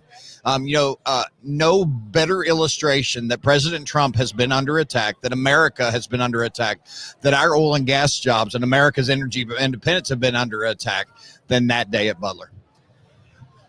Matt, that is a story to tell. Matt Cody from the world of oil and gas, the Oil and Gas Workers Association. I appreciate taking the time. Thank you, Tony. To be with us right there. More to get to. I'm Tony Katz from CPAC. This is Tony Katz Today.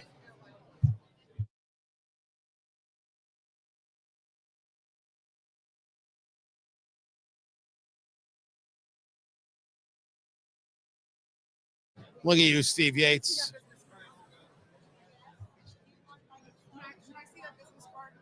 Stephen Yates, look at you. Now, you guys know Stephen Yates does the show at every chance I get. Now, I'm going to full disclosure something for you right now. Pleasure.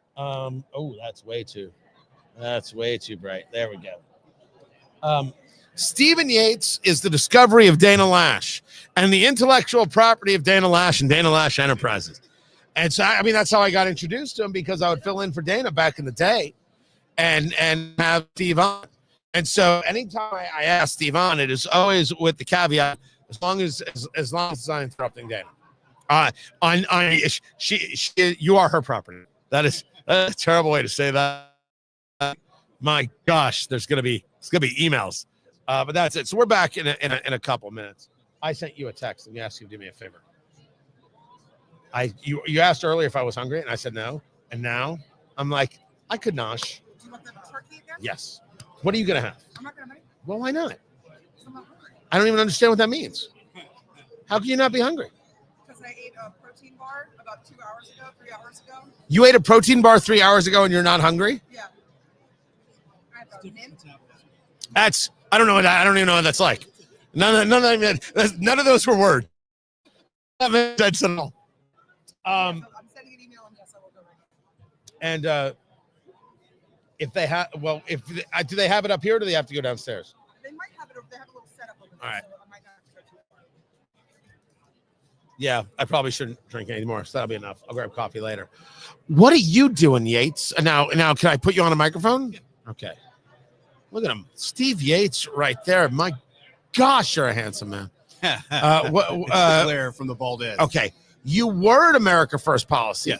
I mean, you were DCI advisory. Then and then you were part of. You were with Dick Cheney. Yep, I was Dick Cheney's deputy national security advisor. Right. I'm gonna move you a little closer to the mic. Then I did, at some point after doing a lot of media, a charitable contribution to the media. Some of the world's wealthiest media corporations loved to have me as a guest for free. You want to have this fight with me? You've never heard of this. Oh, God. I did then go into the giant time burglar known as politics for a time. And I ran for office in Idaho, and my reward was winning the worst job in all of politics, which is being state party chair twice. Mm-hmm. But learned a lot. I did serve a brief time as Radio Free Asia president, was fired by Joe Biden within 1 hour of inauguration in 2021. I report to you today that the boards and leadership of those broadcast entities haven't been fired yet by the new term or the new transition, but I hope those letters are coming soon because favors need to be returned. But yes, I moved from America First Policy Institute to the Heritage Foundation last October. Right. And that's kind of where I began way back in the 1990s. So it's been a nice homecoming of senses and a great opportunity to kind of kick things back into gear, doing things the Heritage way. It is. It's weird to think that I, doing this gig, doing radio, like I am the guy who's had the longest standing career. Yeah. That is very, very weird. Oh no, I mean to mention Dana again, Dana too. Yeah. Right? There's a few of us. And everyone else has moved around. No. Shoot. Yeah. Fascinating. 1 minute was that producer Landon? Fine, 1 minute. I want to get into a Ukraine conversation with you. And I'll set the table, and I'll do it again when the radio show comes back. I have no problem supporting Ukraine. I have no problem sending them bullets and guns. I have a problem sending them cash. Mhm. I'm not interested in helping the retirement fund of anybody Right. in the Ukrainian government. I'm not a fan of Zelensky. I don't think there's any value in calling him a dictator. Mhm. But if you're trying to set a table to create a deal so nobody else dies, so we don't spend any more money, I can see what it is that could be done in the world of Trump. The question before us is, where's the real danger? Yeah. Where does it actually exist? And is it possible that what we're hearing isn't actually the story, but rather a way to get to an end of a story? With that, we're going to come back to the radio show. Stephen Yates, you're going to tell us whether or not I'm crazy. Yeah. That's coming in just a moment.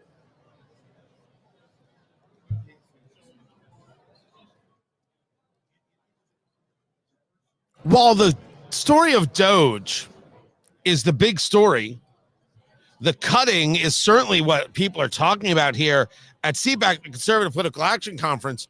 Ukraine came up. I mean, it came up in the conversation with Elon Musk on the main stage yesterday. Tony Katz today. So good to be with you. Today's show paid for by Hoosiers for Opportunity, Prosperity, and Enterprise, and paid for by Americans for Prosperity, sponsored by PremierArms.com. Firearm experts. You got to check them out. PremierArms.com. Ukraine's been a story, and I know you and I may disagree on some of this. This isn't about whether or not I like Zelensky. This is about whether or not Russia is an invading force, and it is. And whether or not we should be people who are proactive in defending that. I'm also somebody who doesn't believe they should be a NATO nation. But I don't think that means we should let the people of Ukraine, never mind Zelensky, I don't think we should let the people of Ukraine fall to Putin.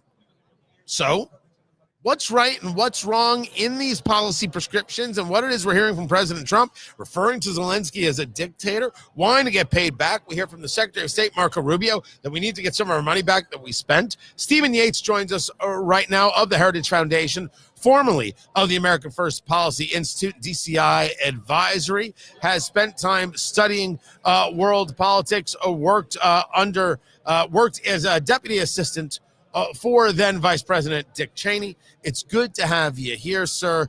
You also spent time running Radio Free Asia under the Trump administration. Is Russia the aggressor in this war with Ukraine? Yes, Russia invaded Ukraine. I think that's plain and simple. I think that when President Trump talks about these things, sometimes he's alluding to policies that I think reasonably can be looked at as goading Russia somewhat into a conflict. There's an argument that can be had about that. I personally don't invest too much time into trying to drill down on the narrative of what got us here, because we've been in it for 3 years, and it's a grinding war of attrition. We don't have the options in 2025 that we would have had in 21 or 22.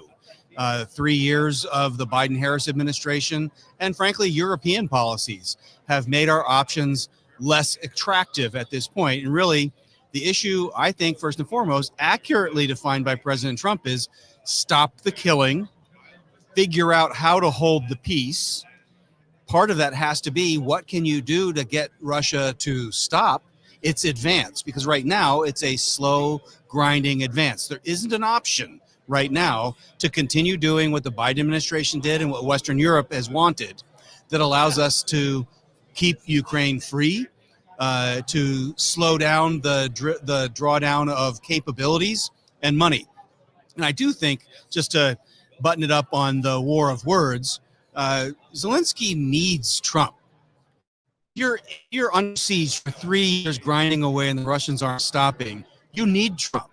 Whether you like it or not about the name calling, you should show some discipline and respect back to the person that you need. I thought it was amazing to see Secretary Rubio, J.D. Vance, and everyone all unified. I served in the White House at a time when a president, vice president, Secretary of State, and Secretary of Defense were not all on the same page. They're in unison about this, and serious, and dug in, and deployed on it. So I think it should be a wake-up call. But yes, we're resetting the table to try to get to something different that hopefully is a durable peace. Now, to make sure everybody understands, there's no doubt that Ukraine mounted at the beginning 3 years ago a defense that people were not prepared for. We also saw that the Russian military is exactly what you kind of suspected the Russian military was, which is a big hot pile of mess. But even historically speaking, the Russians are not a good invading force. The Russians are a good holding force and throwing bodies at you till you simply can't keep up with the bodies being thrown at you. That's how the Russians operate and maneuver. And no, there is no mathematics that says that the Ukrainians can withhold an onslaught over time. And so this is when you talk about what President Trump sees, this is what he is trying to stop. In order for that to happen, you have to create a deal with Russia. Stephen Yates, is there any deal with Russia that doesn't involve Ukraine having to give up land? And is that Neville Chamberlain-esque appeasement? It's not Neville Chamberlain-esque appeasement. To be honest, I don't know what deal can be made and held, but you don't know until you try to find out what the contours of that are. President Trump hasn't signed, sealed, and delivered anything yet. This is early rounds of assessing where those things are. We've spent 3 years hearing pretty clearly what the Zelensky and Ukraine side of this is. Right. That's appropriate. They were invaded. They're the victim. But if you're going to have a durable peace, you have to find a way to halt the onslaught. And so the team has gone out. We have General Kellogg in Ukraine talking with Zelensky now, but you had people go and listen to the Russians to kind of take a temperature. Where are we? What might be possible? And report back to the president. And so this is the early stages of figuring out what that might be. I do think that if you find a way to stop the aggression, hold the peace, help finance the recovery out of the resources they have, or otherwise bring that coalition together. And maybe, dream of all dreams, Europeans are the ones that finally step in and help preserve that peace. I don't think that we can or want to have American troops surge in to do that. Gosh, no. And frankly, $170 billion is a lot of money to a lot of normal, sensible Americans, and we don't know where all that went. So I don't want that spigot going on without being doged. Europeans can't afford to pay more and do more. So if we negotiate the sort of slow down to stop of the invasion, we're in an imperfect place, but there's room for others to do more. Stephen Yates of the Heritage Foundation joins me right now. While I still have literally 60 seconds, let's call it 45 seconds. You are an expert in this field. Is there any mathematics that says to you a deal can be made without Ukraine giving up land? No. Yes or no? No, well, especially if you count Crimea as having been taken 10 years ago. And so this is That not under in the Barack cards. Obama, by the way. Correct. And the international community made a solemn pact. If you give up the world's ultimate weapons, nuclear weapons, we will guarantee your sovereignty. And it failed. So the new world order, the global vision failed under Barack Obama. We are here where we are now. Stephen Yates, Heritage Foundation. Always good to talk to you. Always good to Great see to be you. with you, Tony. Find everything at TonyKatz.com. More is coming up. This is Tony Katz Today.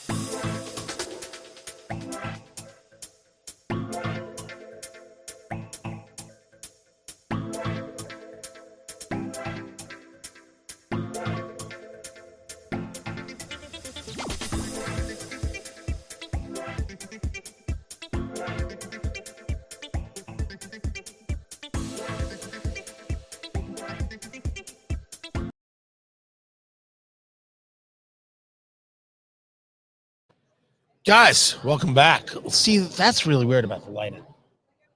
Like, it was, there it is. Maybe I'll do this. How's that?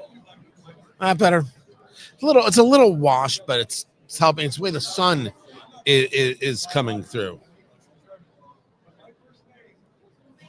So anyway, we're back.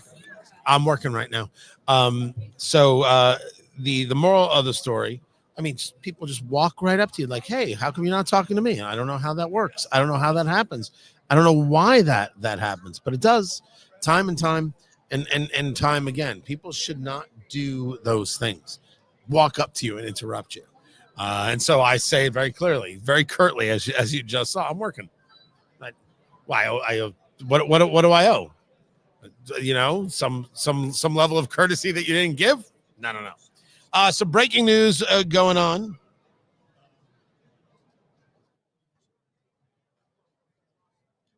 And I'm going to bring that to you right now. More from CPAC, Conservative Political Action Conference. Glad you guys are here. Love the comments. I know I haven't been able to talk much in the comments. Right? That's never my want.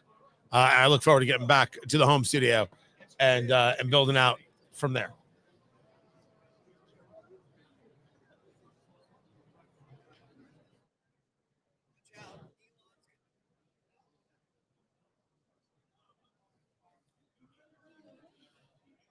So I'm reading a headline.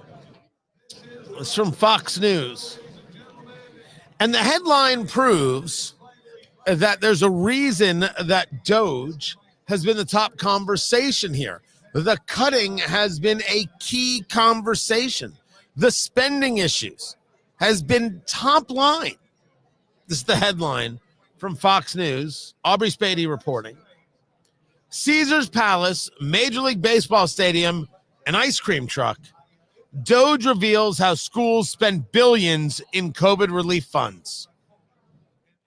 And according to the reporting, $86,000 of COVID relief funds were spent on or in hotel rooms at Caesars Palace. Tony Katz today.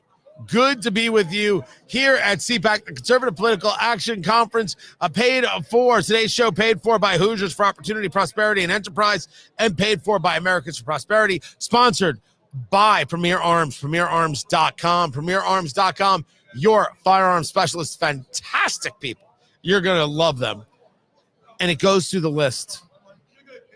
Spending COVID relief funds on expenses that had, quote, little impact, unquote, on students, like hotel rooms, like buying an ice cream truck. This, according to this department, which isn't actually a Department of Government Efficiency, or DOGE.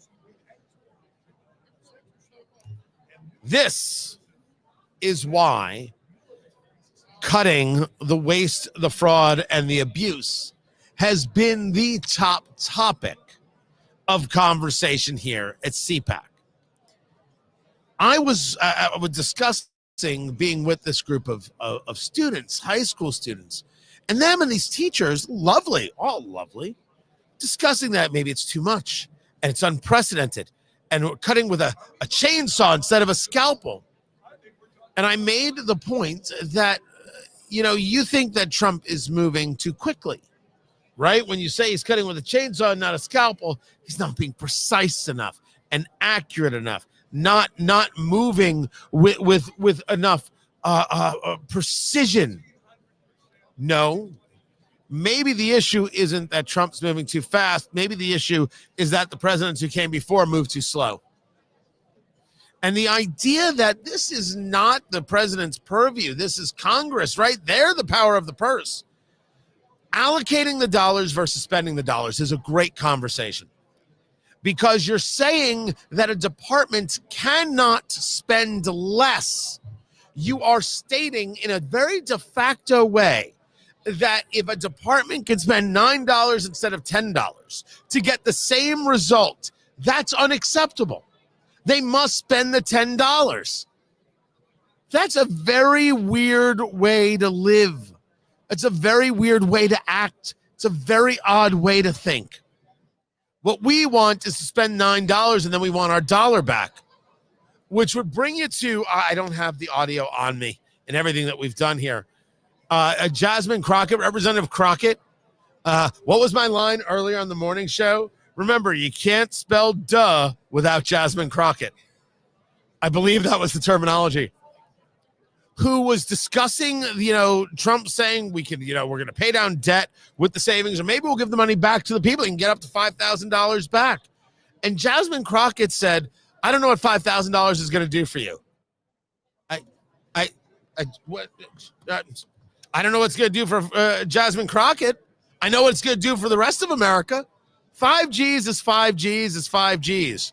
And if you got 5Gs back and you're young enough, just put it in a Vanguard fund and hold. Your life's going to be better off. $5,000 is going to send a kid to band camp.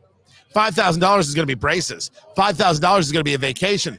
$5,000 is going to fix that leak in the roof. $5,000. Good Lord. You mean Elon Musk is utilizing DOGE to steal grandma's $684 Social Security check? And that's massive. But the $5,000 you could get back is no big deal. Jasmine Crockett, making the squad look great since never. Now, it's also, I think it's Speaker Johnson who said, we can't actually give the money back. Paying down the debt is the thing to do. And I made the argument yesterday. I want to pay down the debt, although it's kind of hard to tell people that they shouldn't have their tax dollars back. That's a difficult one to do. But the idea that you're spending $10, but you can get the same result for $9, and we shouldn't spend just the $9 is certifiable. And the people claiming that Trump doesn't have the authority to do this, well, I'm in favor of all of this because if anything, even if a legitimate court, and I'm not saying that courts are illegitimate, I'm saying there are plenty of judges out there who are activists and not adjudicating, and I don't think you should listen to those people at all. I'll have this argument anywhere, anytime, with anyone. If some judge is going to say, the Supreme Court's going to say, hey, it's been allocated, it has to be spent this way, well, then we have to go about congressionally cutting these things. But I would argue that if there are things within the executive, you're telling me the executive can't run departments the way the executive chooses to, including on less dollars, even if they've been appropriated, then I question whether or not that's Congress usurping the power of the executive. I would ask that question out loud. And even if Trump were to lose that, exposing America, showing America, look at the waste, look at spending, look how Democrats support the state, the spending, the abuse. Look how much they hate you. What's that worth? I mean, what's that worth? It's worth a massive, massive amount. The story from Fox about what we're seeing, that schools have spent nearly $200 billion in COVID relief funds, quote, with little oversight or impact on students. So it's the public schools in Utah, Granite Public Schools, that spent $86,000 of COVID relief funds on a Las Vegas casino at Caesar's Palace. Santa Ana Unified spent $393,000 to rent out a Major League Baseball stadium. That is COVID, that's your dollars. And then they spent $60,000 of COVID relief funds on swimming pool passes. And then another California district bought an ice cream truck. Now, I've always wanted to own an ice cream truck. Back in the day, my father used to operate ice cream trucks, soft serve ice cream trucks. He used to talk about it fondly. I don't know. I think it was like the idea of it was his first business, him and his partner, and they bought these ice cream trucks and they worked the ice cream trucks and then realized they didn't want to work ice cream trucks. But the moral of the story is you'd like to own an ice cream truck and you just pull it around back. The kid has a party and you're like, all right, the ice cream truck is open. You're serving out ice cream, but I would never do it soft serve. It would just be ice cream sandwiches and strawberry shortcakes, not chocolate eclair, strawberry shortcake. You're talking about, oh yeah, a strawberry shortcake's way better than a chocolate eclair. Of course it is. It's 100% science. It's science. Strawberry shortcake is better than chocolate eclair when we talk about ice cream. And that's it. And if you think I'm wrong, you're all just a bunch of commies. Sorry. Had to have a talk with CPAC there and set everybody straight. Sometimes CPAC gets a little uppity. That's me smacking it down like only I know how to do. And by the way, if you saw me on this live stream, I actually gritted my teeth when I did that. I don't know. I could do it smoother, right? I could do it like that. But okay, an ice cream truck. You can see that. That makes sense. If I'm buying it for my own kids, not a school district is buying it. These things, this abuse goes on in every department and everywhere. In every single place, this abuse continues. Why shouldn't we be discussing it? All of us. And it's amazing. Regardless of our socioeconomic class, regardless of our place in the country, we're all discussing it. Can you believe what these people spend with our money? Because it does affect all of us. And the people who make the claim that it doesn't affect them, they are proud that you get abused. Even though their money gets wasted, they're proud to abuse you.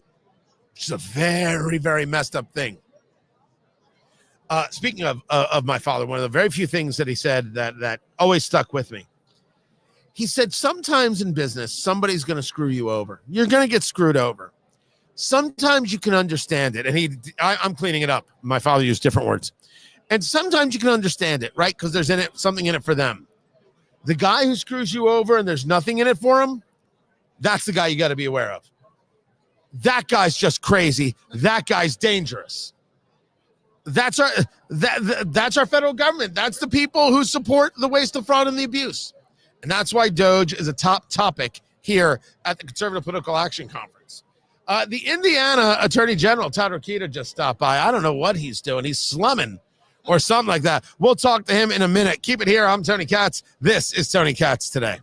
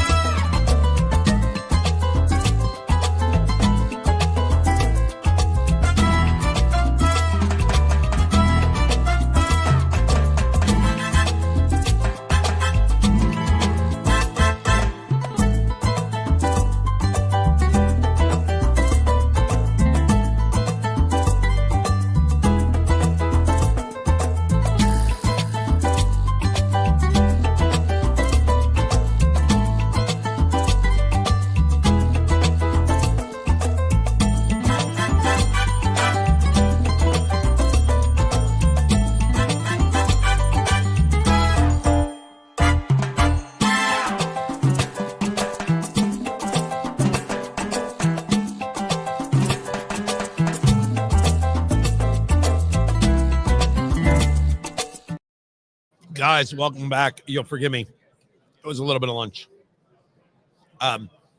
We were going to go for the turkey wrap. They were out. We ended up with a bacon cheeseburger. Hi, KT McFarland. I'm still a huge fan. You're still the best. She has gotten shorter. That is accurate. That is accurate.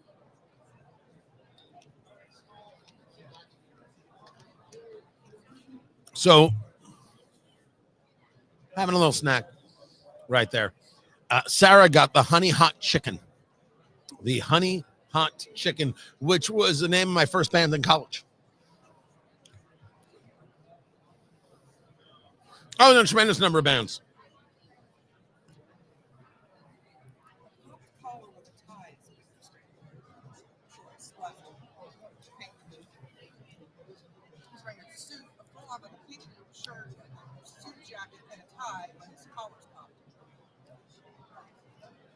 Wait, who has a popped collar?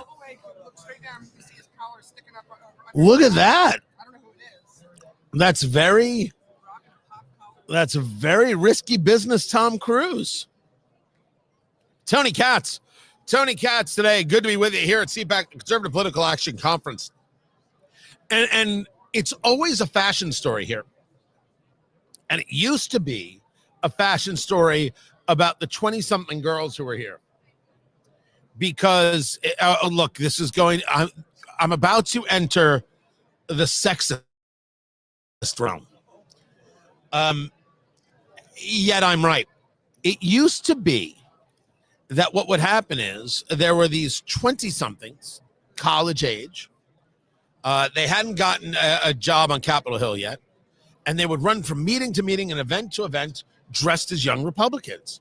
So it was the kind of like the pantsuit, but it was a skirt instead of the pants. And the skirt was ever shorter.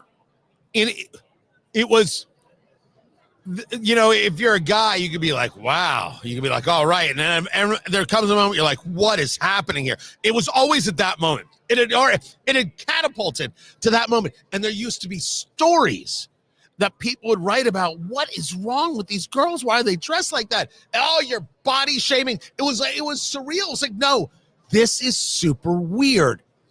Well, over the past few years, and again, I was not here last year at CPAC, the amount of younger people has fallen off, which is very strange because you've seen younger voters based on the polling move to Trump. How do these two things correlate? Turning Point USA and some other organizations do a much better job of attracting younger people. They create a more exciting event, or it's perceived as more exciting. They're courting the college-age audience anyway, so everybody's coming for that social aspect. I mean, this is still a juggernaut of a conference, but the attendees, they used to be more of the younger crowd. And that at least today and yesterday seems to be lacking. That could all change when it comes to tomorrow. I think that's Dasha Burns from Politico, formerly of NBC, right there. Again, with the Barron Trump hairdo. The slick back is in, ladies and gentlemen. And someone tell Dasha Burns that she's got a Barron Trump haircut and see what happens. Interesting how that works and how these things work and why it gets brought up and why I think it matters is that part of being here is about part of the cultural observation. What are people really thinking? What are they really expressing? Where are their real concerns? Where's their real happiness? Well, it's not that everybody here is 142. No, there are plenty of people here in that 35 to 55 range, right? It's a good cross section. There's definitely some people older. There are less people here who are younger. That tells its own story. And it could be seen, and I would have argued in years past, it should be seen as a moment of crisis. Right now, that crisis only exists with the ACU, the American Conservative Union, and the people involved in CPAC. That crisis is not on the political right. That crisis exists for the political left. They're the ones getting punched. So one of the things that people are talking about was the J.D. Vance speech and this conversation about masculinity. For years, men were told that they're terrible, that they're awful, they're toxic, their existence is wrong. We have in education, you want to talk about a problem with education, worked aggressively to feminize boys. Not what you're seeing with the people who are pushing transition evil. No, you have to sit quietly in your seat. No, stop squirming. These things, boys move. They're different than girls. It needs to get recognized. And I'm not saying you let the kid run roughshod across the classroom, but you have to be able to set things up, especially in those earlier years, in a way that accounts for it. You've told boys not to actually listen to male role models, never mind fatherless society as a whole. And then you kept that up with a situation where, again, when we talk about education, that involves college. If you were to talk about how universities discuss their enrollments, they will give you all sorts of things to discuss. So many women we have, and so many black students we have, and so many Hispanic students we have. This is our center for non-binary this, and this is our center, our safe space for that. Well, how many men enrolled in your campus? Oh, who cares? They don't care. We're not going to agree to disagree. They do not care how many men enroll. Men don't matter to them. Men matter. Men matter greatly. My man in the hat agrees with me. And letting men know that it's okay to be men, that men are different than women, these are good things, valuable things, things that we should be focused on. So when we take a look at college campus enrollments, and you will see that they never care about the number of men who are enrolled. It's a meaningless drivel to them because they don't like the men to begin with. And so for J.D. Vance to be having a conversation about the importance of men, incredibly, incredibly valuable stuff. Super important. Young people, remember where this conversation started, moving to Trump. Why? Because they've been told it's okay to be a boy, to be a man, and you don't have to be embarrassed about it. And you know what? Men act a certain way. Men engage a certain way. Not in this feminized way. Your choice of a man is Donald Trump or Tim Walz. My work here is done, guys. That's the choice that the political left gave, and they wonder why they lose a youth vote. No one wants to be around it. No one wants to be around Tim Walz. Minnesotans don't want to be around Tim Walz. Sadly, they vote for him. But hey, not everything's Minneapolis. It's a clear conversation that is connecting. And it's not just connecting with young men. It connects with young women. Because you know what women ask all the time? Where are the men? Why can't I find a boyfriend? Why can't someone take me on a date? How come they don't pay? Where are the men? How do you expect to have the men when you either A, tried to feminize them, B, you tried to humiliate them, C, you made claims of things they did which they never did, and you drove them to the basement with nothing but video games and porn? The so-called feminists did this. You want to be mad, young ladies? Be mad at the women who came before you screaming toxic masculinity. They screwed you with your pants on. And so young women see it and young men see it. And they make their moves. So CPAC has to work on this. You got to get youth back in here. Otherwise, I don't know how you continue to be a conference. But the party needs to capitalize on this. Because there are youth paying attention. Now you got to give them not cult of personality, but policy they can connect with and theories they can take with them their whole life long. I'm Tony Katz.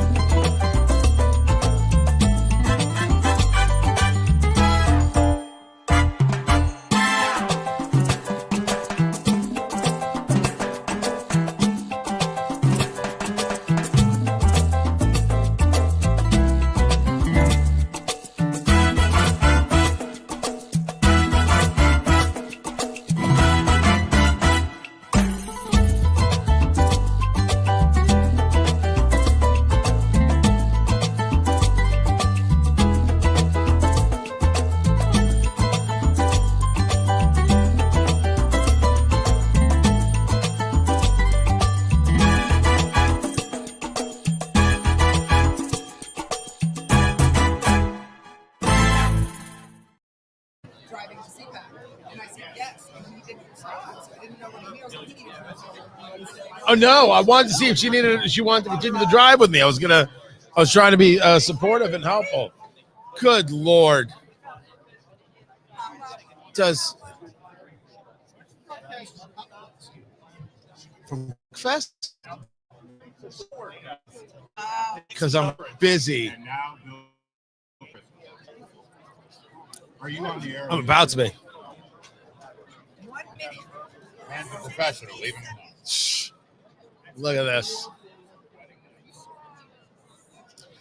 I have a joke to tell about that. I don't think that's something you should do at CPAC.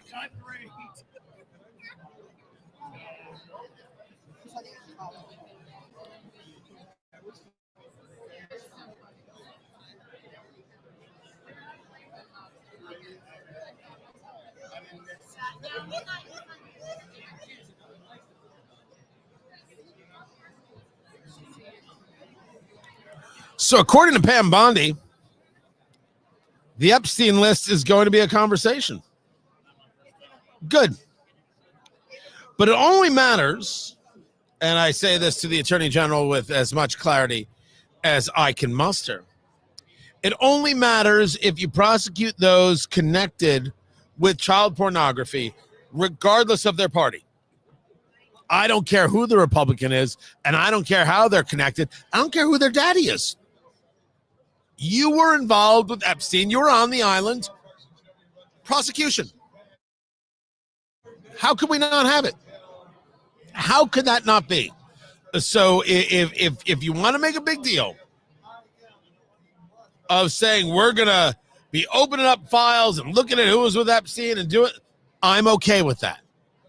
But you must prosecute the people who need to be prosecuted in this case. Tony Katz today.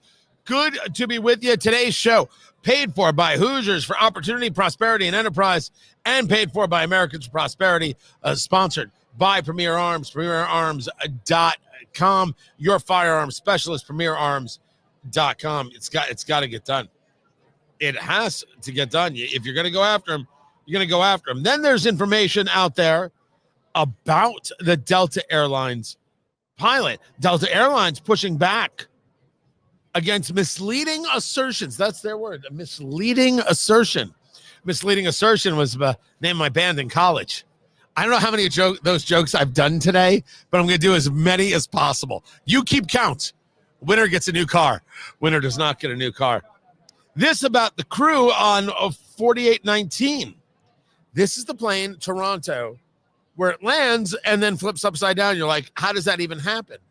Well, it happens a little bit because you don't land in a way we would normally see a plane land, right? Landing gears down, back wheels, slowly down to the front wheel. This kind of fell, boom, like it was a blap, like it was a 70s disco song, you right? Yeah, I can't even do it. You can't hear it, but trust me, I know what I'm doing. I'm a drumming sensation. I saw 3 Dave Grohl videos. I can drum like the wind. And when it did, the landing gear breaks. It rotates to its right, shearing off the right wing. And the speed, the force of the plane, right? There's lift still going on. It's not equalized. The other wing comes up. The plane flipped over. That all happened in a span of less than 5 seconds. If you haven't seen the video yet, it is unbelievable to witness. And the wing shears off and there's fire coming from the wing and how anybody survived this is unbelievable. Everybody survived. Everyone survived. That's just an outright miracle. Outright miracle right there. So the question has been, well, how did this happen? It was a pilot error, a whole sorts of things. It was a snowy day, right? That's the start of a movie. It was a snowy day in Toronto. So actually NFL Films. The frozen tundra of Toronto Airport. Maybe nothing should have been landing, but maybe it was the pilot. There's been a conversation that the pilot, as I saw the story originally, this pilot, a woman, had been on the job for a month. She had been an official pilot for a month. Delta is saying the captain was hired in October of 2007, served as an active duty captain and in pilot training and safety capacities. This was for an airline called Masaba Airlines, merged with Pinnacle Airlines, and then it created Endeavor Air. Endeavor Air was engaged in piloting this flight on behalf of Delta, which happens with smaller regional carriers, right? They farm it out. It's a Delta flight, but it's run by this kind of company. Republic Airways does this. I'm not disparaging anybody when I say that. It's just, it's standard, right? These things absolutely happen.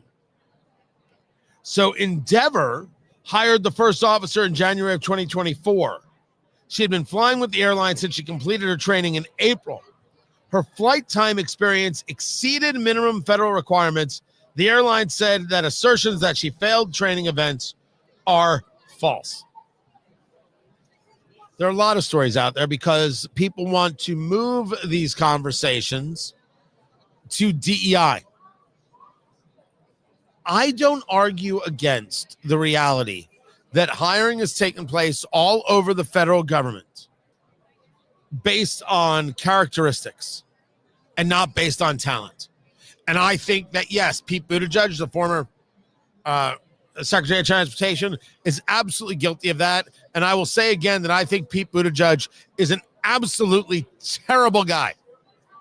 Smarmy, low guy. Hiring took place in this way. And we are kidding ourselves if we think otherwise.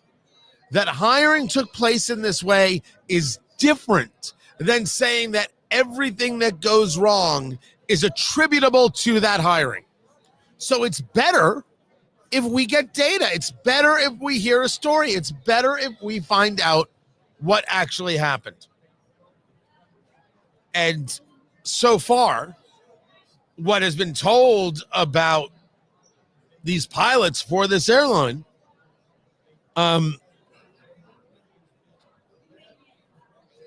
not factual. What's been said on social media, not factual. Then there's this story about The View, where morale is low.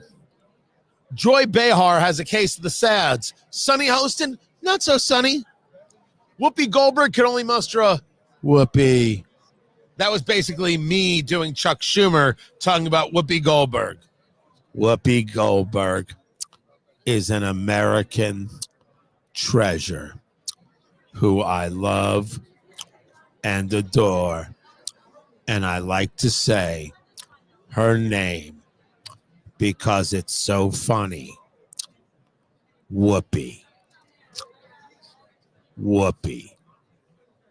Yeah, I just went down a whole rabbit hole right there. Honestly, it's like none of you ever existed. That was just me seeing how far I could take that impression. That was my Andy Kaufman moment.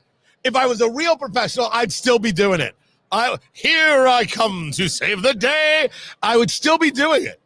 If I was a real professional, I'd still be going down that road.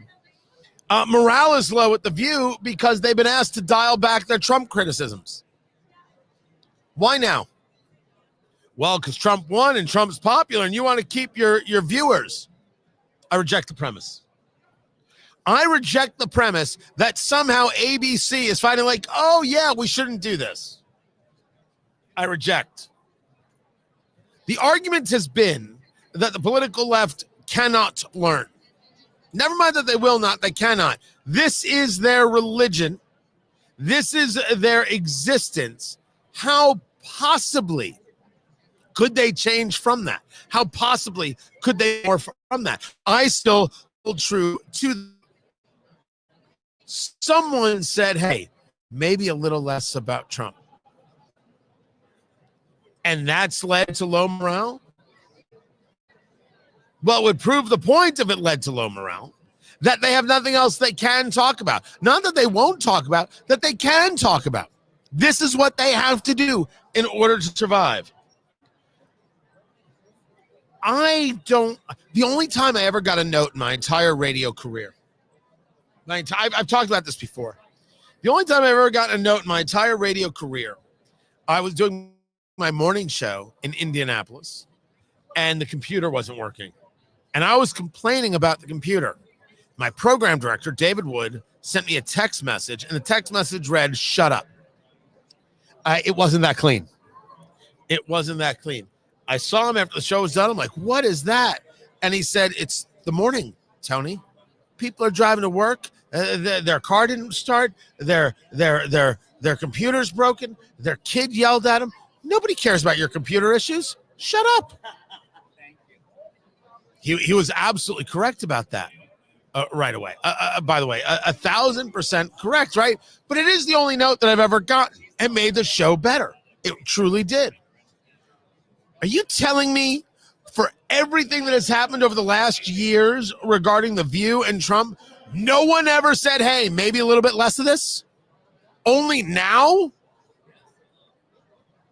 And even after seeing the victory and seeing how everything that you have said, never mind looking like fools on The View, it did you absolutely no good. Oh my God, that's Medea Benjamin, you communist, Jew-hating lowlife. Are you kidding? Boo, Code Pink, boo. Stop hating Jews, Medea Benjamin. Boo, cupcake, boo. Whew. Oh, I'm sorry. Was that not allowed? That was very loud. I have no interest in people who want to defend Hamas. I could not believe she actually walked by. She just walked past. A defender of Hamas is going to walk by and isn't going to hear anything.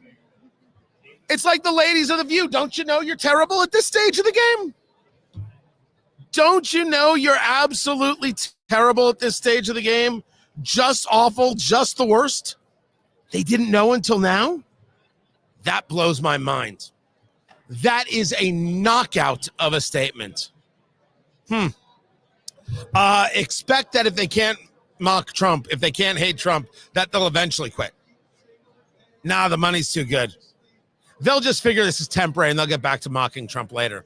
As for Medea Benjamin, if I get a chance to tell her what I think, that's happening right here. I'm Tony Katz. I saw her down at You gonna go over there? Oh, okay. You just don't want to be any part of this? I saw her down at the lunch thing, and I looked, we made eye contact, and I went like that.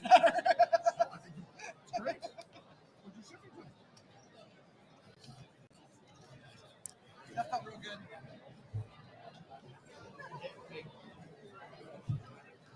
Honestly, your douche quotient.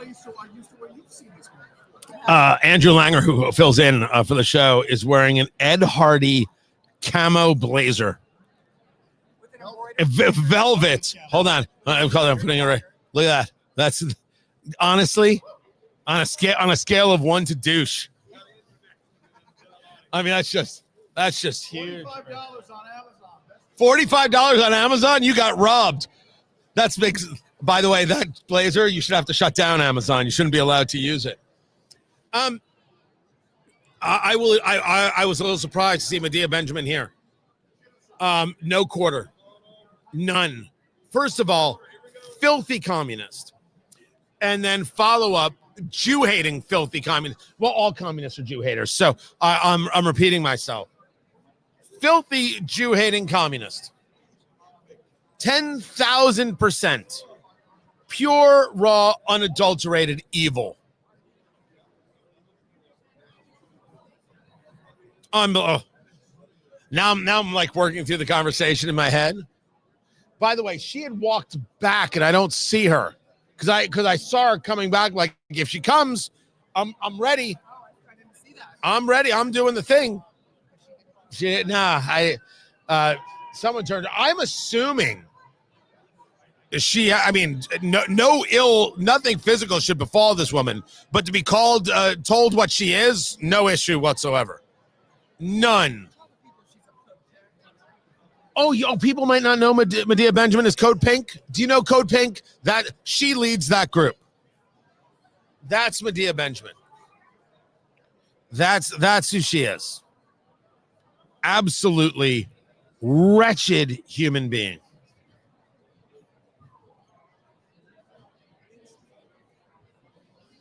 The worst. I am really thankful that you guys have been here for the past 2 days and hung out with the show and left your comments. You want to know how CPAC has been? I will honestly and gladly tell you what has been going on. What's been going on is that I've had a very, very good time. I've enjoyed myself. I have seen some old friends. I've learned a bunch. I think that as an organizational matter, it's been absolutely poor. I think the way that the media row has been handled has been abysmal, and some people need to question whether they should be in these jobs. I'm really, really bothered by it because I've enjoyed the show. We've had some great interviews. I wasn't able to get you what it is I really wanted to get you, what I really wanted to share. Some of the people, the access points were moved and maneuvered in such a way that it prevented me from doing so, being stationary here on Radio Row. It's not forgivable. It's a massive mistake.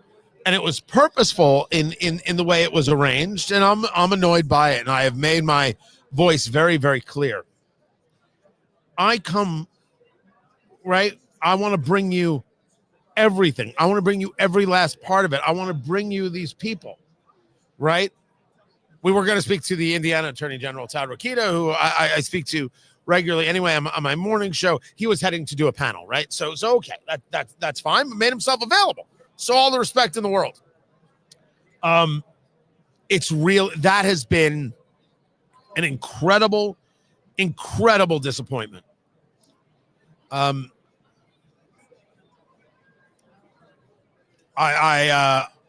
want to bring you all of it in every last detail I possibly can. And I don't want to be kept from that. And I think that some of the organizing facilitators did that. And I don't want to hear their stories. They were just wrong to do it. Really wrong. And I have told them just that way. Will it change anything? I don't know. I really don't. Back to the show.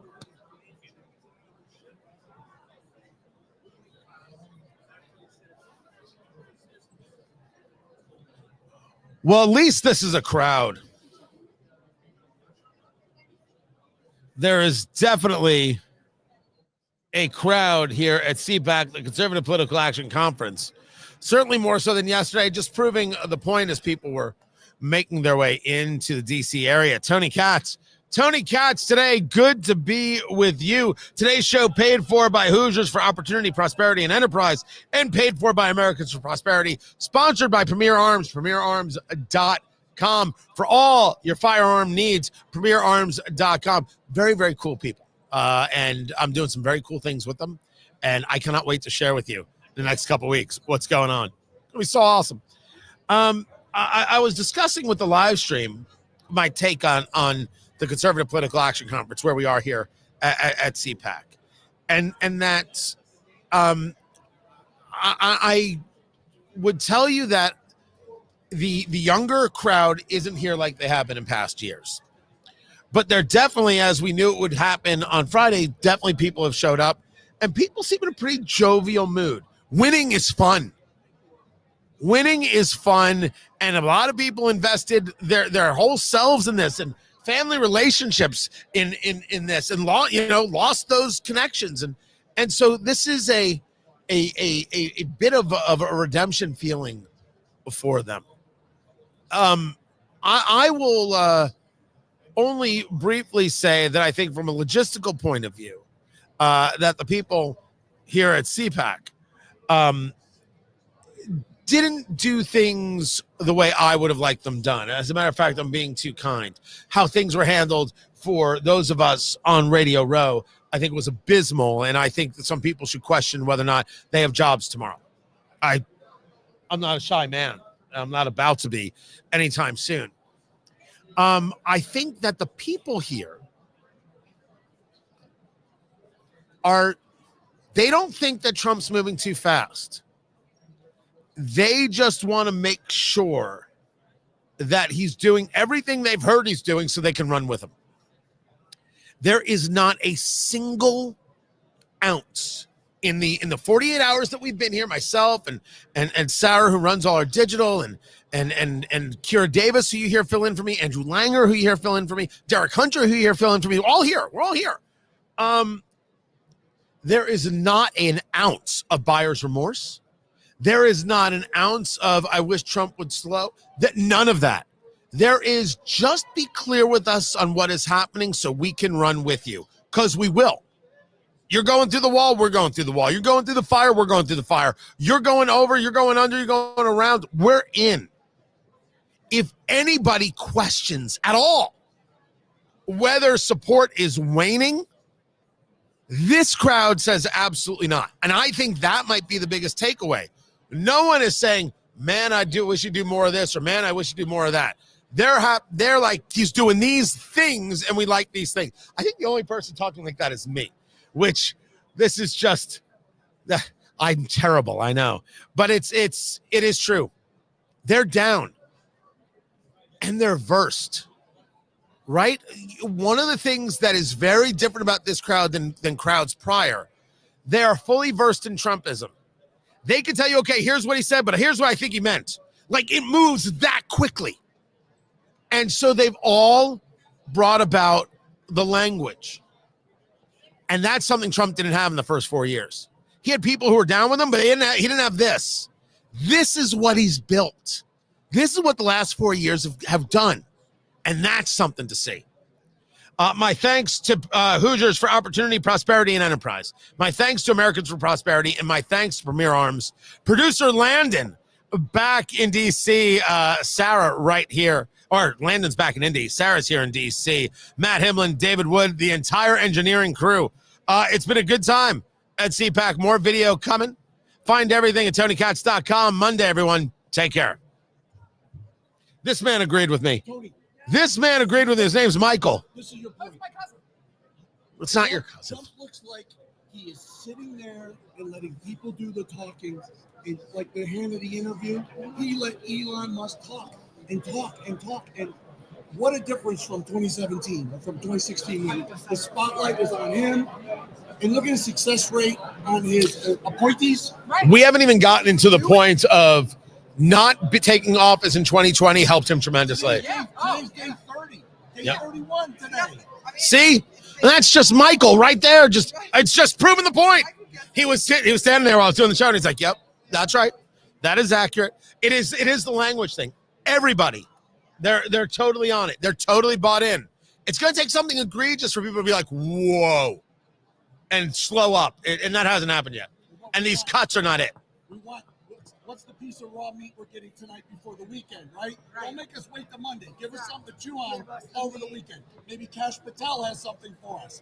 Give us something. Feed us. Keep feeding us. Cash might need to move in a couple of pictures. Cash Patel got confirmed yesterday by the Senate, and 5149 is an obscenity. It should have been a much higher number. But guys, that's our show. Thank you, Michael. That's our show.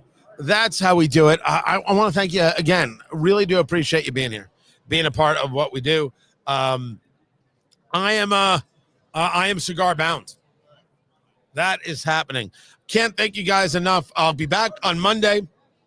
So tune in then and take care.